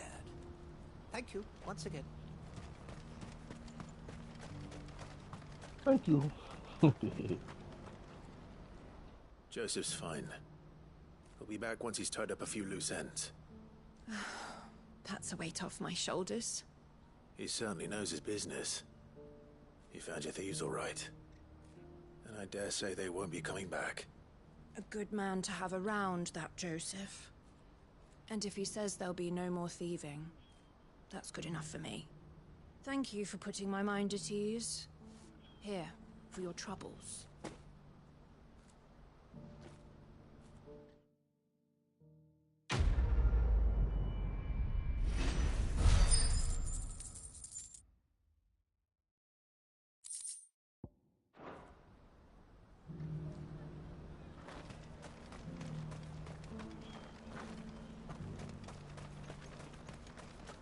And I should have to check these out.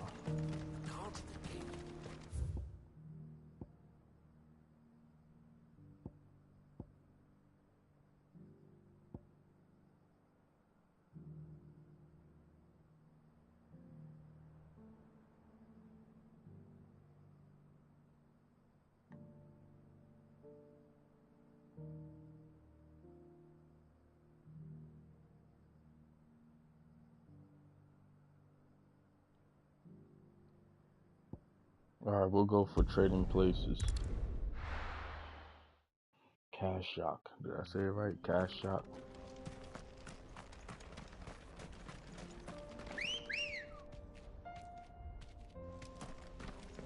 Hey.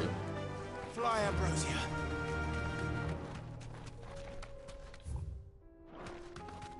Hello.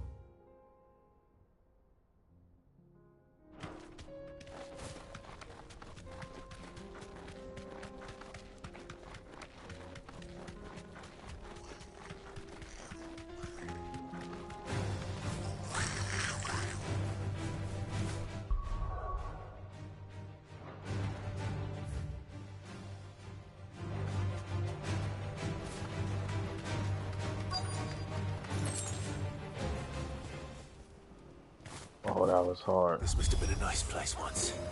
And it will be again.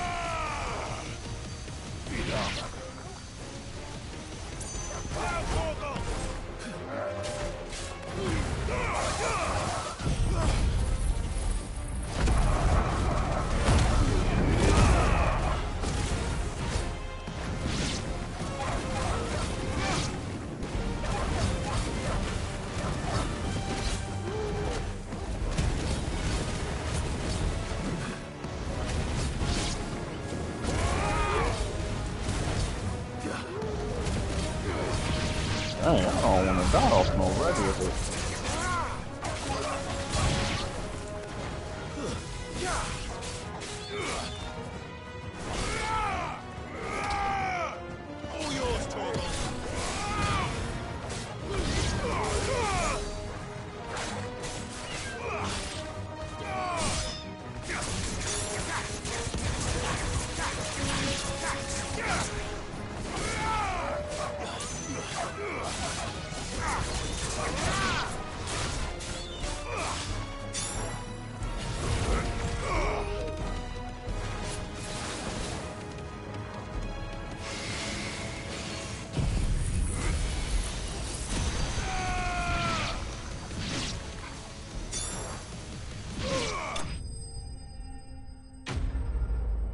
How you do it, you know what I'm saying?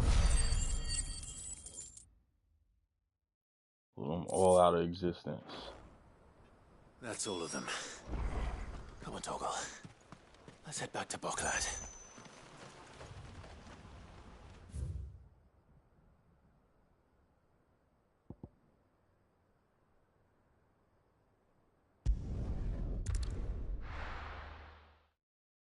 A little bit more work. What's happened? Please, a piece of fruit.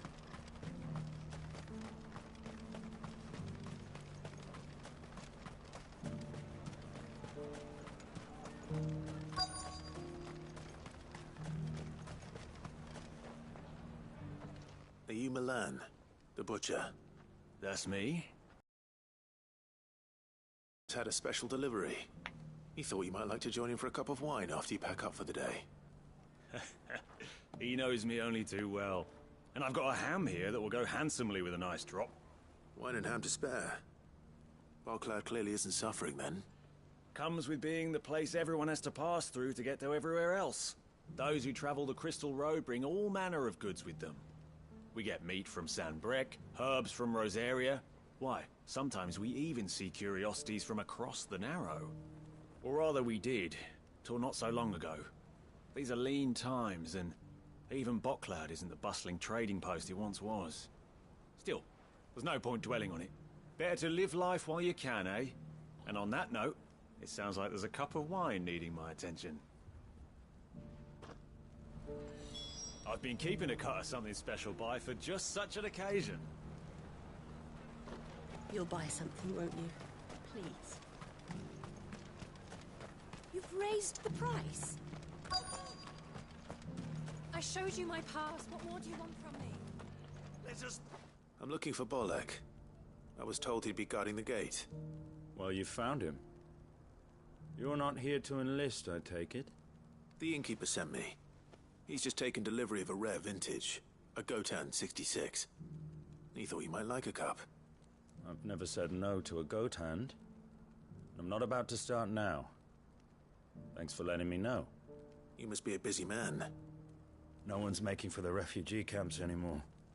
Not after what happened in the Dominion. Meaning, they linger here instead. I spend more of my days moving beggars along than I do manning these gates. What gets to me are the gangs that prey on the poor sods. As if they haven't suffered enough. Some days you can't help but wonder what the world's coming to. You know what? That wine's sounding better by the moment. There's nothing like a good drink to drown your sorrows. No one knows sorrow like us gate guards.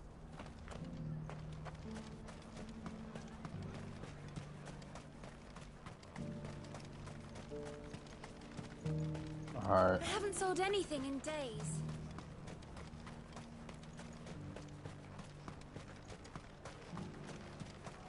Speak up to this person up here, and that should be about it. Hopefully. Please, a piece of fruit.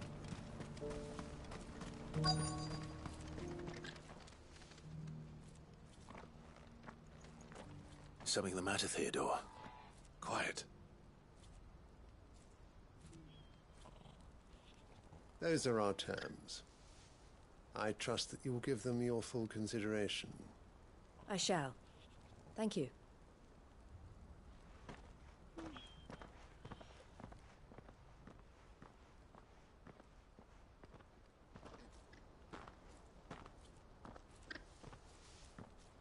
Him again. Someone you know? Yes. And, no. But enough about him. How did you fare down in Cashlock? It's done. The village is safe now. You made quick work of it, as always. I should go and let Eloise know. Don't let me keep you. But Clive, don't tell her I was watching her, will you? She'll only get upset. I'll explain everything once you've finished with your report. All right. We'll speak then.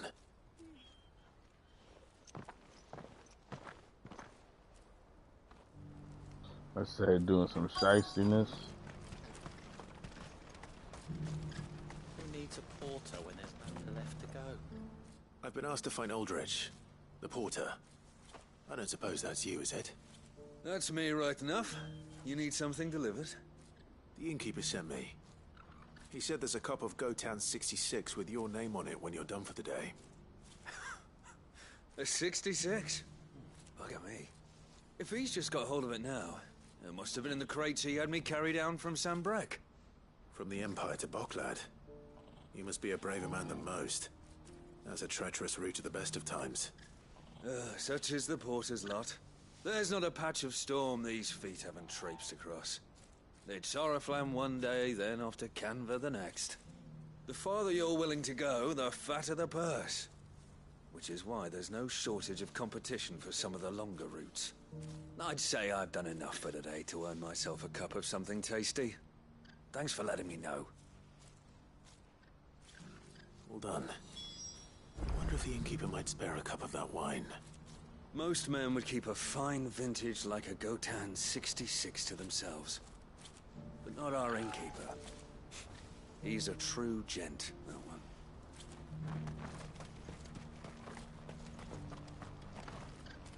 Well,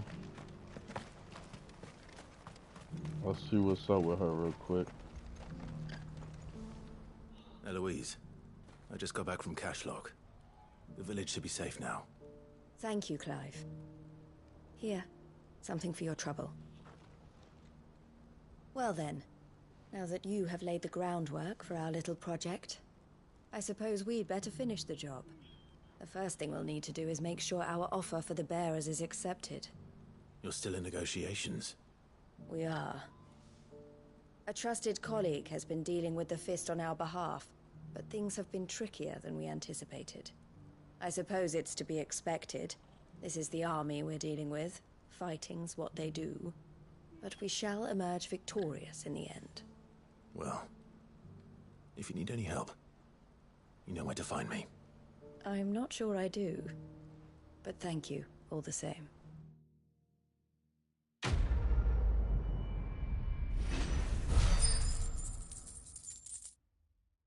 Getting all of this out of the way, that's all that matters. Excuse the episode time, but we're getting all of this out of the way. Ah, Clive. You wanted to talk? The man I was watching earlier, the one speaking to my sister. He represents the Silver Peak Consortium. It's one of the bigger trading houses. I don't think I've heard of them. Well, every trader in Dharmekia has. They operate across the length and breadth of the Republic. and they're still expanding. They've been trying to get Eloise to join their ranks for some time now, and judging by her reaction earlier, I'd say she had half a mind to accept their latest offer. And you'd rather she didn't? I would rather she did what makes her happy, and I would never deny her such an opportunity. Eloise saved me from slavery, and we have striven to save others like me ever since. But this was not the life my sister wanted, nor the one she deserves. I won't let her give up on her dreams again for my sake. She freed me from my bonds, and she must be freed from hers in turn. You're a good man, Theo. I have always been grateful for what my sister did for me, and I want to repay the favor by letting her live her own life. But each time an opportunity to do just that arises, she turns it down. For my sake. She loves you. And I love her. Which is why I want this time to be different. To show her that I don't need to be watched over anymore. Though I'm sure I'll still need some help from time to time. I trust that I can count on you. Always. Thank you, Clive. Well then, I had better get back to work. These bearers aren't going to move themselves. That's a job for the Crimson Caravans.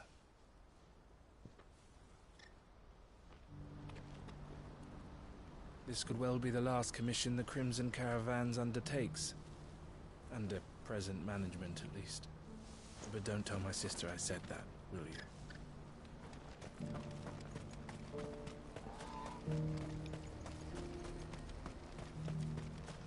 What are you saying? I'll tell his sister anything. Do you have any fresh water?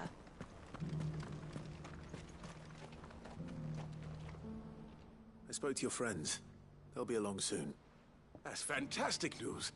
Thank you kindly. It's been a while since we all sat down together. And the way I see it, that wine is as much theirs as it is my own. How so? Well, I wouldn't be serving anything but slops without Aldrich to go and fetch the good stuff for me. And then there's Milan, who always sends customers my way. And Bolek, an even-handed keeper of the peace, if ever there was one. Those three are the backbone of Boklad. Lose any one of them, and the market would soon fall apart. And without the market, I wouldn't have a single customer. I'd say that's worth a bottle of 66, wouldn't you? And more besides. Everyone needs a shoulder to lean on. Be they world-weary innkeepers or brooding swordsmen. Right. I'd better prepare for my guest's arrival. I hear you had me carrying a bottle of Gotan 66. If I'd have known, I would have sold the thing and lived like a lord. I'll settle for a cup, though, if you're in a sharing mood. A Gotan 66. Just as well I had something special of my own set aside. A bottle between the four of us might not be enough to drown our sorrows, but it can't hurt. Here they are, the three pillars of Boklad. Sit yourselves down, gentlemen. The woes of the world may be monstrous in many, but there's nothing like a few good friends to keep the misery at bay. Never a truer word spoken.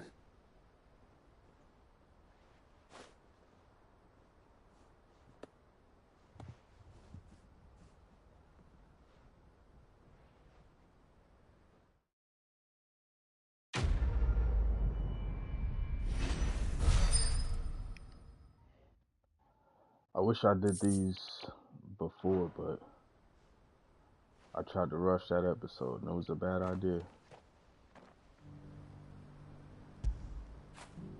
Now feel good, boy.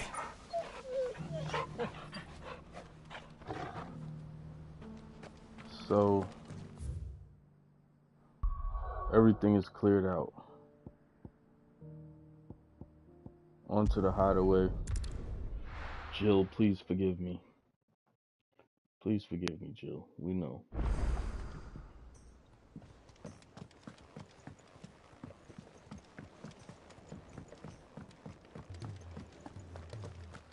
First things first. Which song should we listen? So, did you have that word with Tomes then? I did, and he was as helpful as ever. He told me exactly where to look, in fact.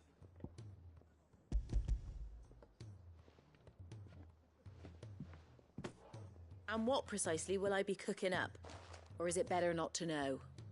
Blueback wyvern liver. And, a herb known as Saint's Bonnet.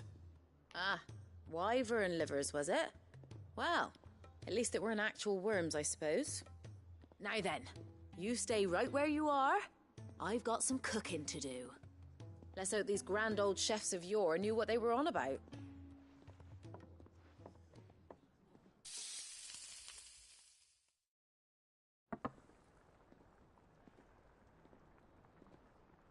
And here we have it. Fried mortress of skyworm. Ivan's offered to make sure it's fit for consumption. Well, I say offered. He as good as begged. And rightly so. Is there any higher honour than partaking in a slice of culinary history?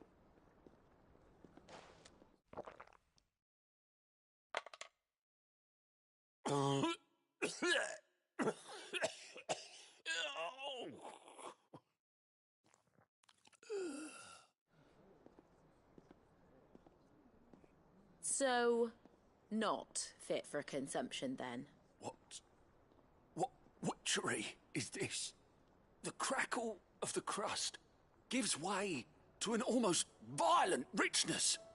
Yet, it is the piquant kiss of the saint's bonnet that tames this savage dish. It is a tour de force. A force of nature, even.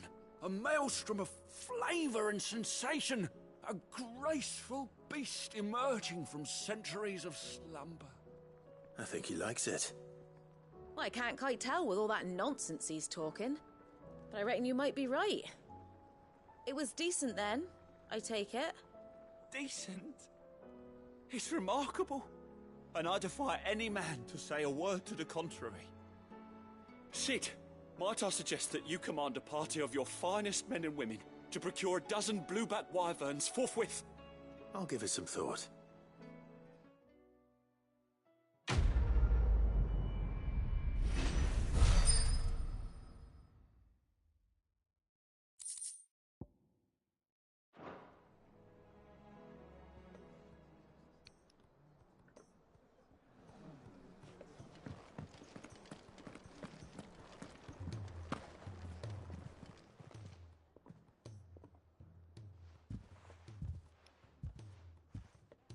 Nothing like a dish of cold vengeance to foul the gut.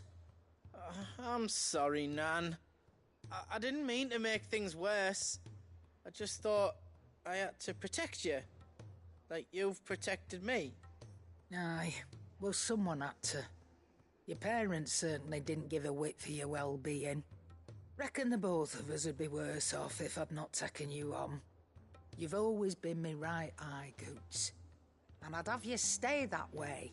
So don't you dare go looking for trouble again. Well, I will. If you ever need help, I'll do it again and again, and you can't stop me. Why, you big lump. Fine. Play the hero if it makes you happy. Thanks, Nan.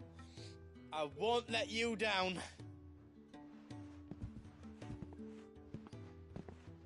There's nothing he wouldn't do for you. That's as maybe. But if he's ever to make his own way in life, he'll need to start looking out for himself as well. Till then, he'll need people to watch his back, just like you did in Dalamil. Don't think I didn't appreciate that. Of course. His family. Stop it. You make me one good eye, mister. I don't go thinking that'll do you any favours. A potion today'll cost you the same as it did yesterday.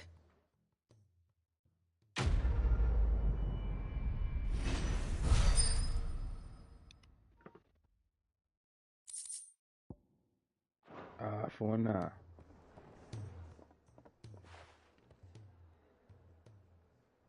Let me tell you a story, Clive. All right. Them rumours Wetlegs were spreading. Might be they weren't just tales plucked out of thin air. You see, there were a time when I weren't too particular about who I sold steel to, so long as they paid me the right price. Some women lust after blood, others after flesh, but me? I were always one for gold. And to satisfy that lust, I sold to opposing armies, stabbed my every client in the back, made myself the most hated woman in the twins. But then one day I met a man who made me a different kind of offer. Said he'd give me access to a realm-wide community of like-minded individuals in constant need of steel and sundries. On the condition I sold to him and his alone. Was that the first time you met Sid? Aye. And I fell right into his damn trap. He was true to his word, so I ended up being true to mine. And I soon started making the best profits I've seen since taking up the trade. And all without aiding or abetting any outlaws. Except Sid himself, that is. Told me about his plan to topple the mother crystals, you know. Said that with them gone, the realm would want for all manner of things. An opportunity for the likes of me to mint gil. Why, I reckon an enterprising individual could find himself the richest dam in the twins. And that's when he had me. I emptied my stores that day and moved into the Hideaway proper. And the rest, as they say, is ancient bloody history. A dozen years on, and I'm still not the richest dam. Not for lack of trying, mind. But I can say, I have never been happier. You've all shown me there are some things more precious than gil. That there are. So don't you go messing it all up. Or you'll have me to answer to.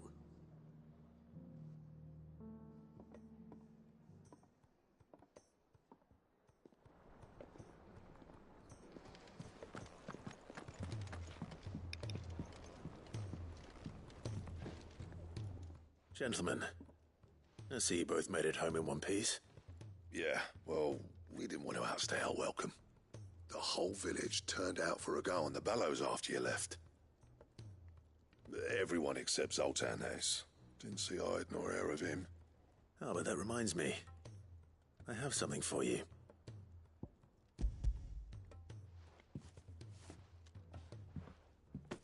Pico Cinder. How'd you come by this?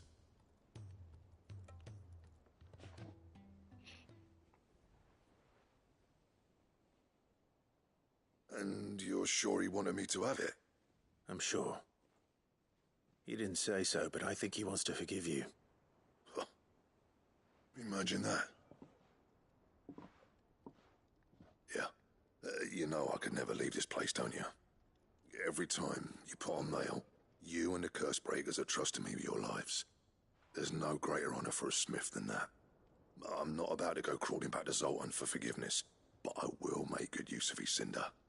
And if that helps save even a single life, then he'll have my gratitude. What was it you said he called me? Huh? A genius? And he spent sleepless night trying to copy me, did he? Sounds like I better get to work. I've got a reputation to uphold. It's good to see you back on form, Blackthorn. I don't know how you pair put up with me sometimes, but I'm grateful all the same. Now, where was I? Oh yeah, about to put Zoltan back in his place.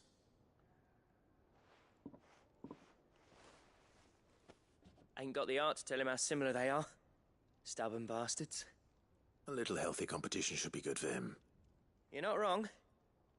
Still, it's a shame him and Zoltan couldn't let bygones be bygones. No use grumbling about it now, though. Blackthorn's happy. Or as near to happy as he gets. And that's good enough for me.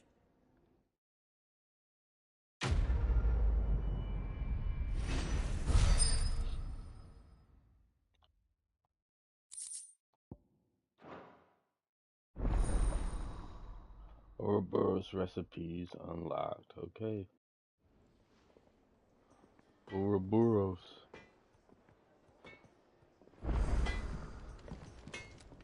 Yep. What do you want?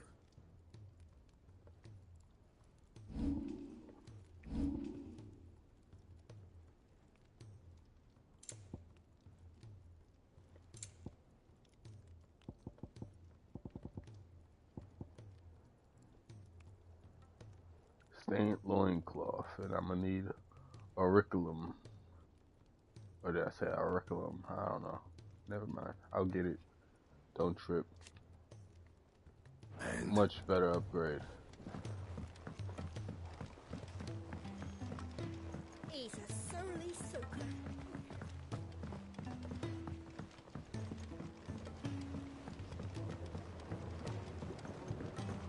Definitely the longest vid.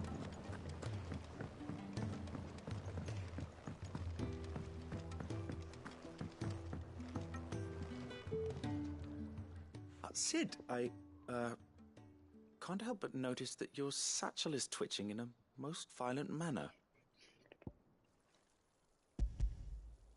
Here. It's your problem now. What? Throbs with vitality. If I can successfully graft this to the Morganbeards... When I successfully graft this to the Morganbeards, I suspect the results will be immediate. I shall begin at once.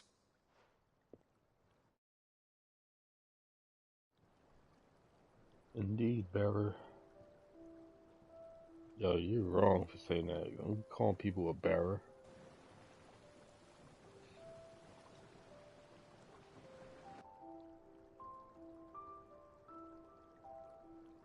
It is just as I hoped. Witness how the Morganbeards have taken to the blighted soil. How they bloom with heretofore unseen vigor. Why, I dare say such a vine graft would yield similar results when applied to other specimens as well. I'm glad I could be of assistance. You've not only helped us, Sid, you've saved us. Do you recall the extract with which I provided you before? I took a moment to distill some more, but this time with the petals from the invigorated Morganbeards. And would you believe? Its potency has nearly doubled. You must accept this vial as thanks for your assistance. The rest, I shall give to Taya.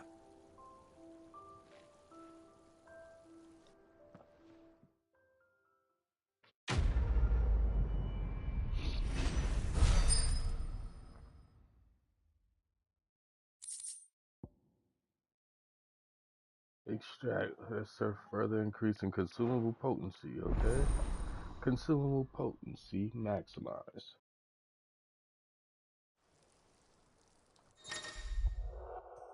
You have obtained a file of invigorated Morganbeard extract.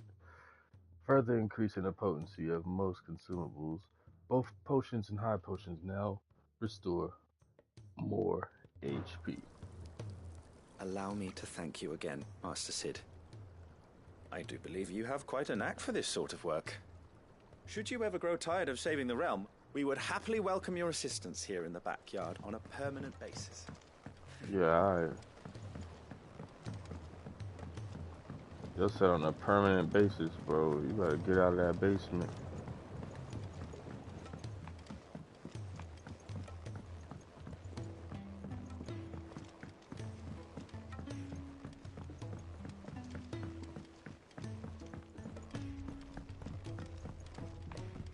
Sid! Heard you were in Canva fetching young Med. We found her. Miss Shirley, how can we learn to be clever like Miss Midadol? You can start by paying attention during your lessons.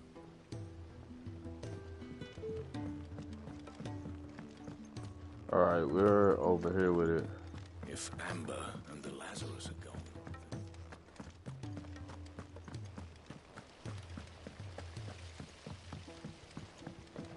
Last but not least. Thank goodness you're back. Talia looks like she's about to collapse. Is this what you needed?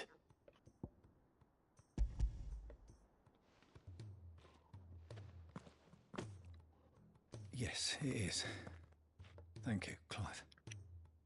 I'm loath to give a patient Alicia, but Talia's right. Sometimes it's all we can do. A single dose dulls even the most agonizing pain, and all other sensation with it. It may be a gentle way to die, but it is death nonetheless. I wish there was another way.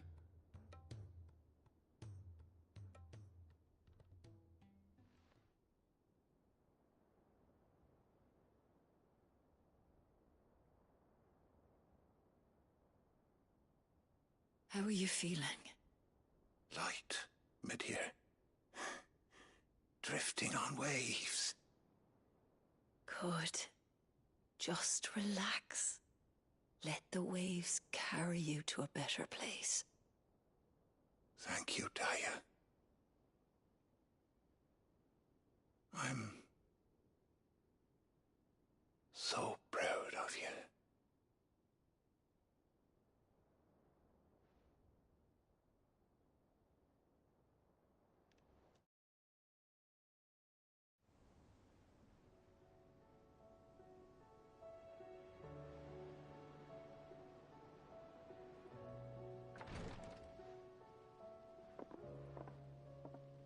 He's gone. Thank you, Rodrigue. And you, Clive? I'll see that he's properly laid to rest.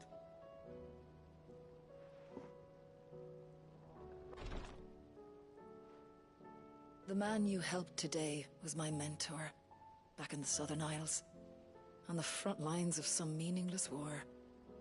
I was still a child when they shipped me to their triage tents, to treat the wounded with my gift. But in such blighted lands, I was next to useless. Until he taught me the true physicker's art, that is. An art we would be lost without. Tears of mercy were his gift to the bearers of the world. A respite from the agony of the curse's end. And a kindness Sid would have approved of. You know as well as I what life is like for a bearer soldier. Marched from one battle to the next, never knowing which might be your last. A commander may care nothing for the bearer spent in his service, but my mentor's gift gave the dying one fleeting moment of tranquility before the end. I've no tears left, Clive. I've seen too many of my friends taken. Something needs to change. And we need to be the ones to change it. And we will. I promise. I hope so.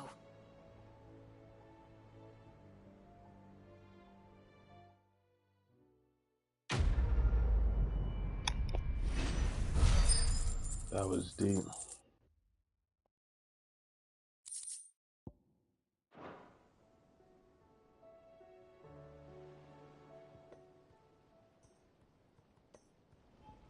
Now, everybody is good. How may I help you today, Clive? Is everything we've received and everything promised? Since I can remember, I have served none but myself, turned my back on the world for a handful of silks and heavy purse. But where has that left me? It is hard to keep joy in one's heart when all those around you are without. Something must change, and that change must start with me. You earned this. Enclosed, you will find an item of high and dear order, one for which I require neither thanks nor recompense. Consider it a reminder of where loyalties are best placed. Here you are. Talisman of Priming. I'm gonna have to check that out.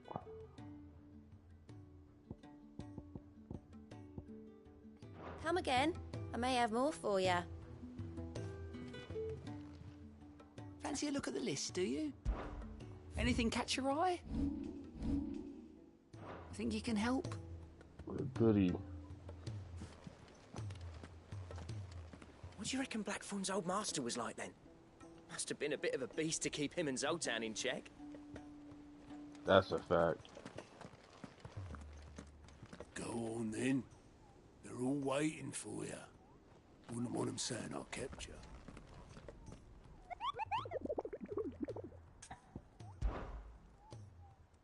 He's right. The man in black. We'll get our time. So then, it's back to the ironworks. Cole said it was an army of Akashi. Gotta see what my guys can do, man. This is the longest episode. 4 hours worth of side missions. Could probably be done faster, of course, but you know, this is my first playthrough, so with that done, everything is out of my way. Oh, Sid. If you're after a dinghy, I'd just let the last one go. Bloke who bought it weren't in any shape to be rowing, but that's for Tyre to worry about. Don't trip. We're with Mid.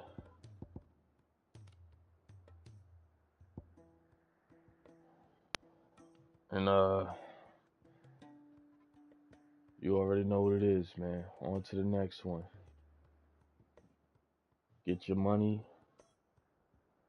Stay litty. Mega out the gates. Peace out, people.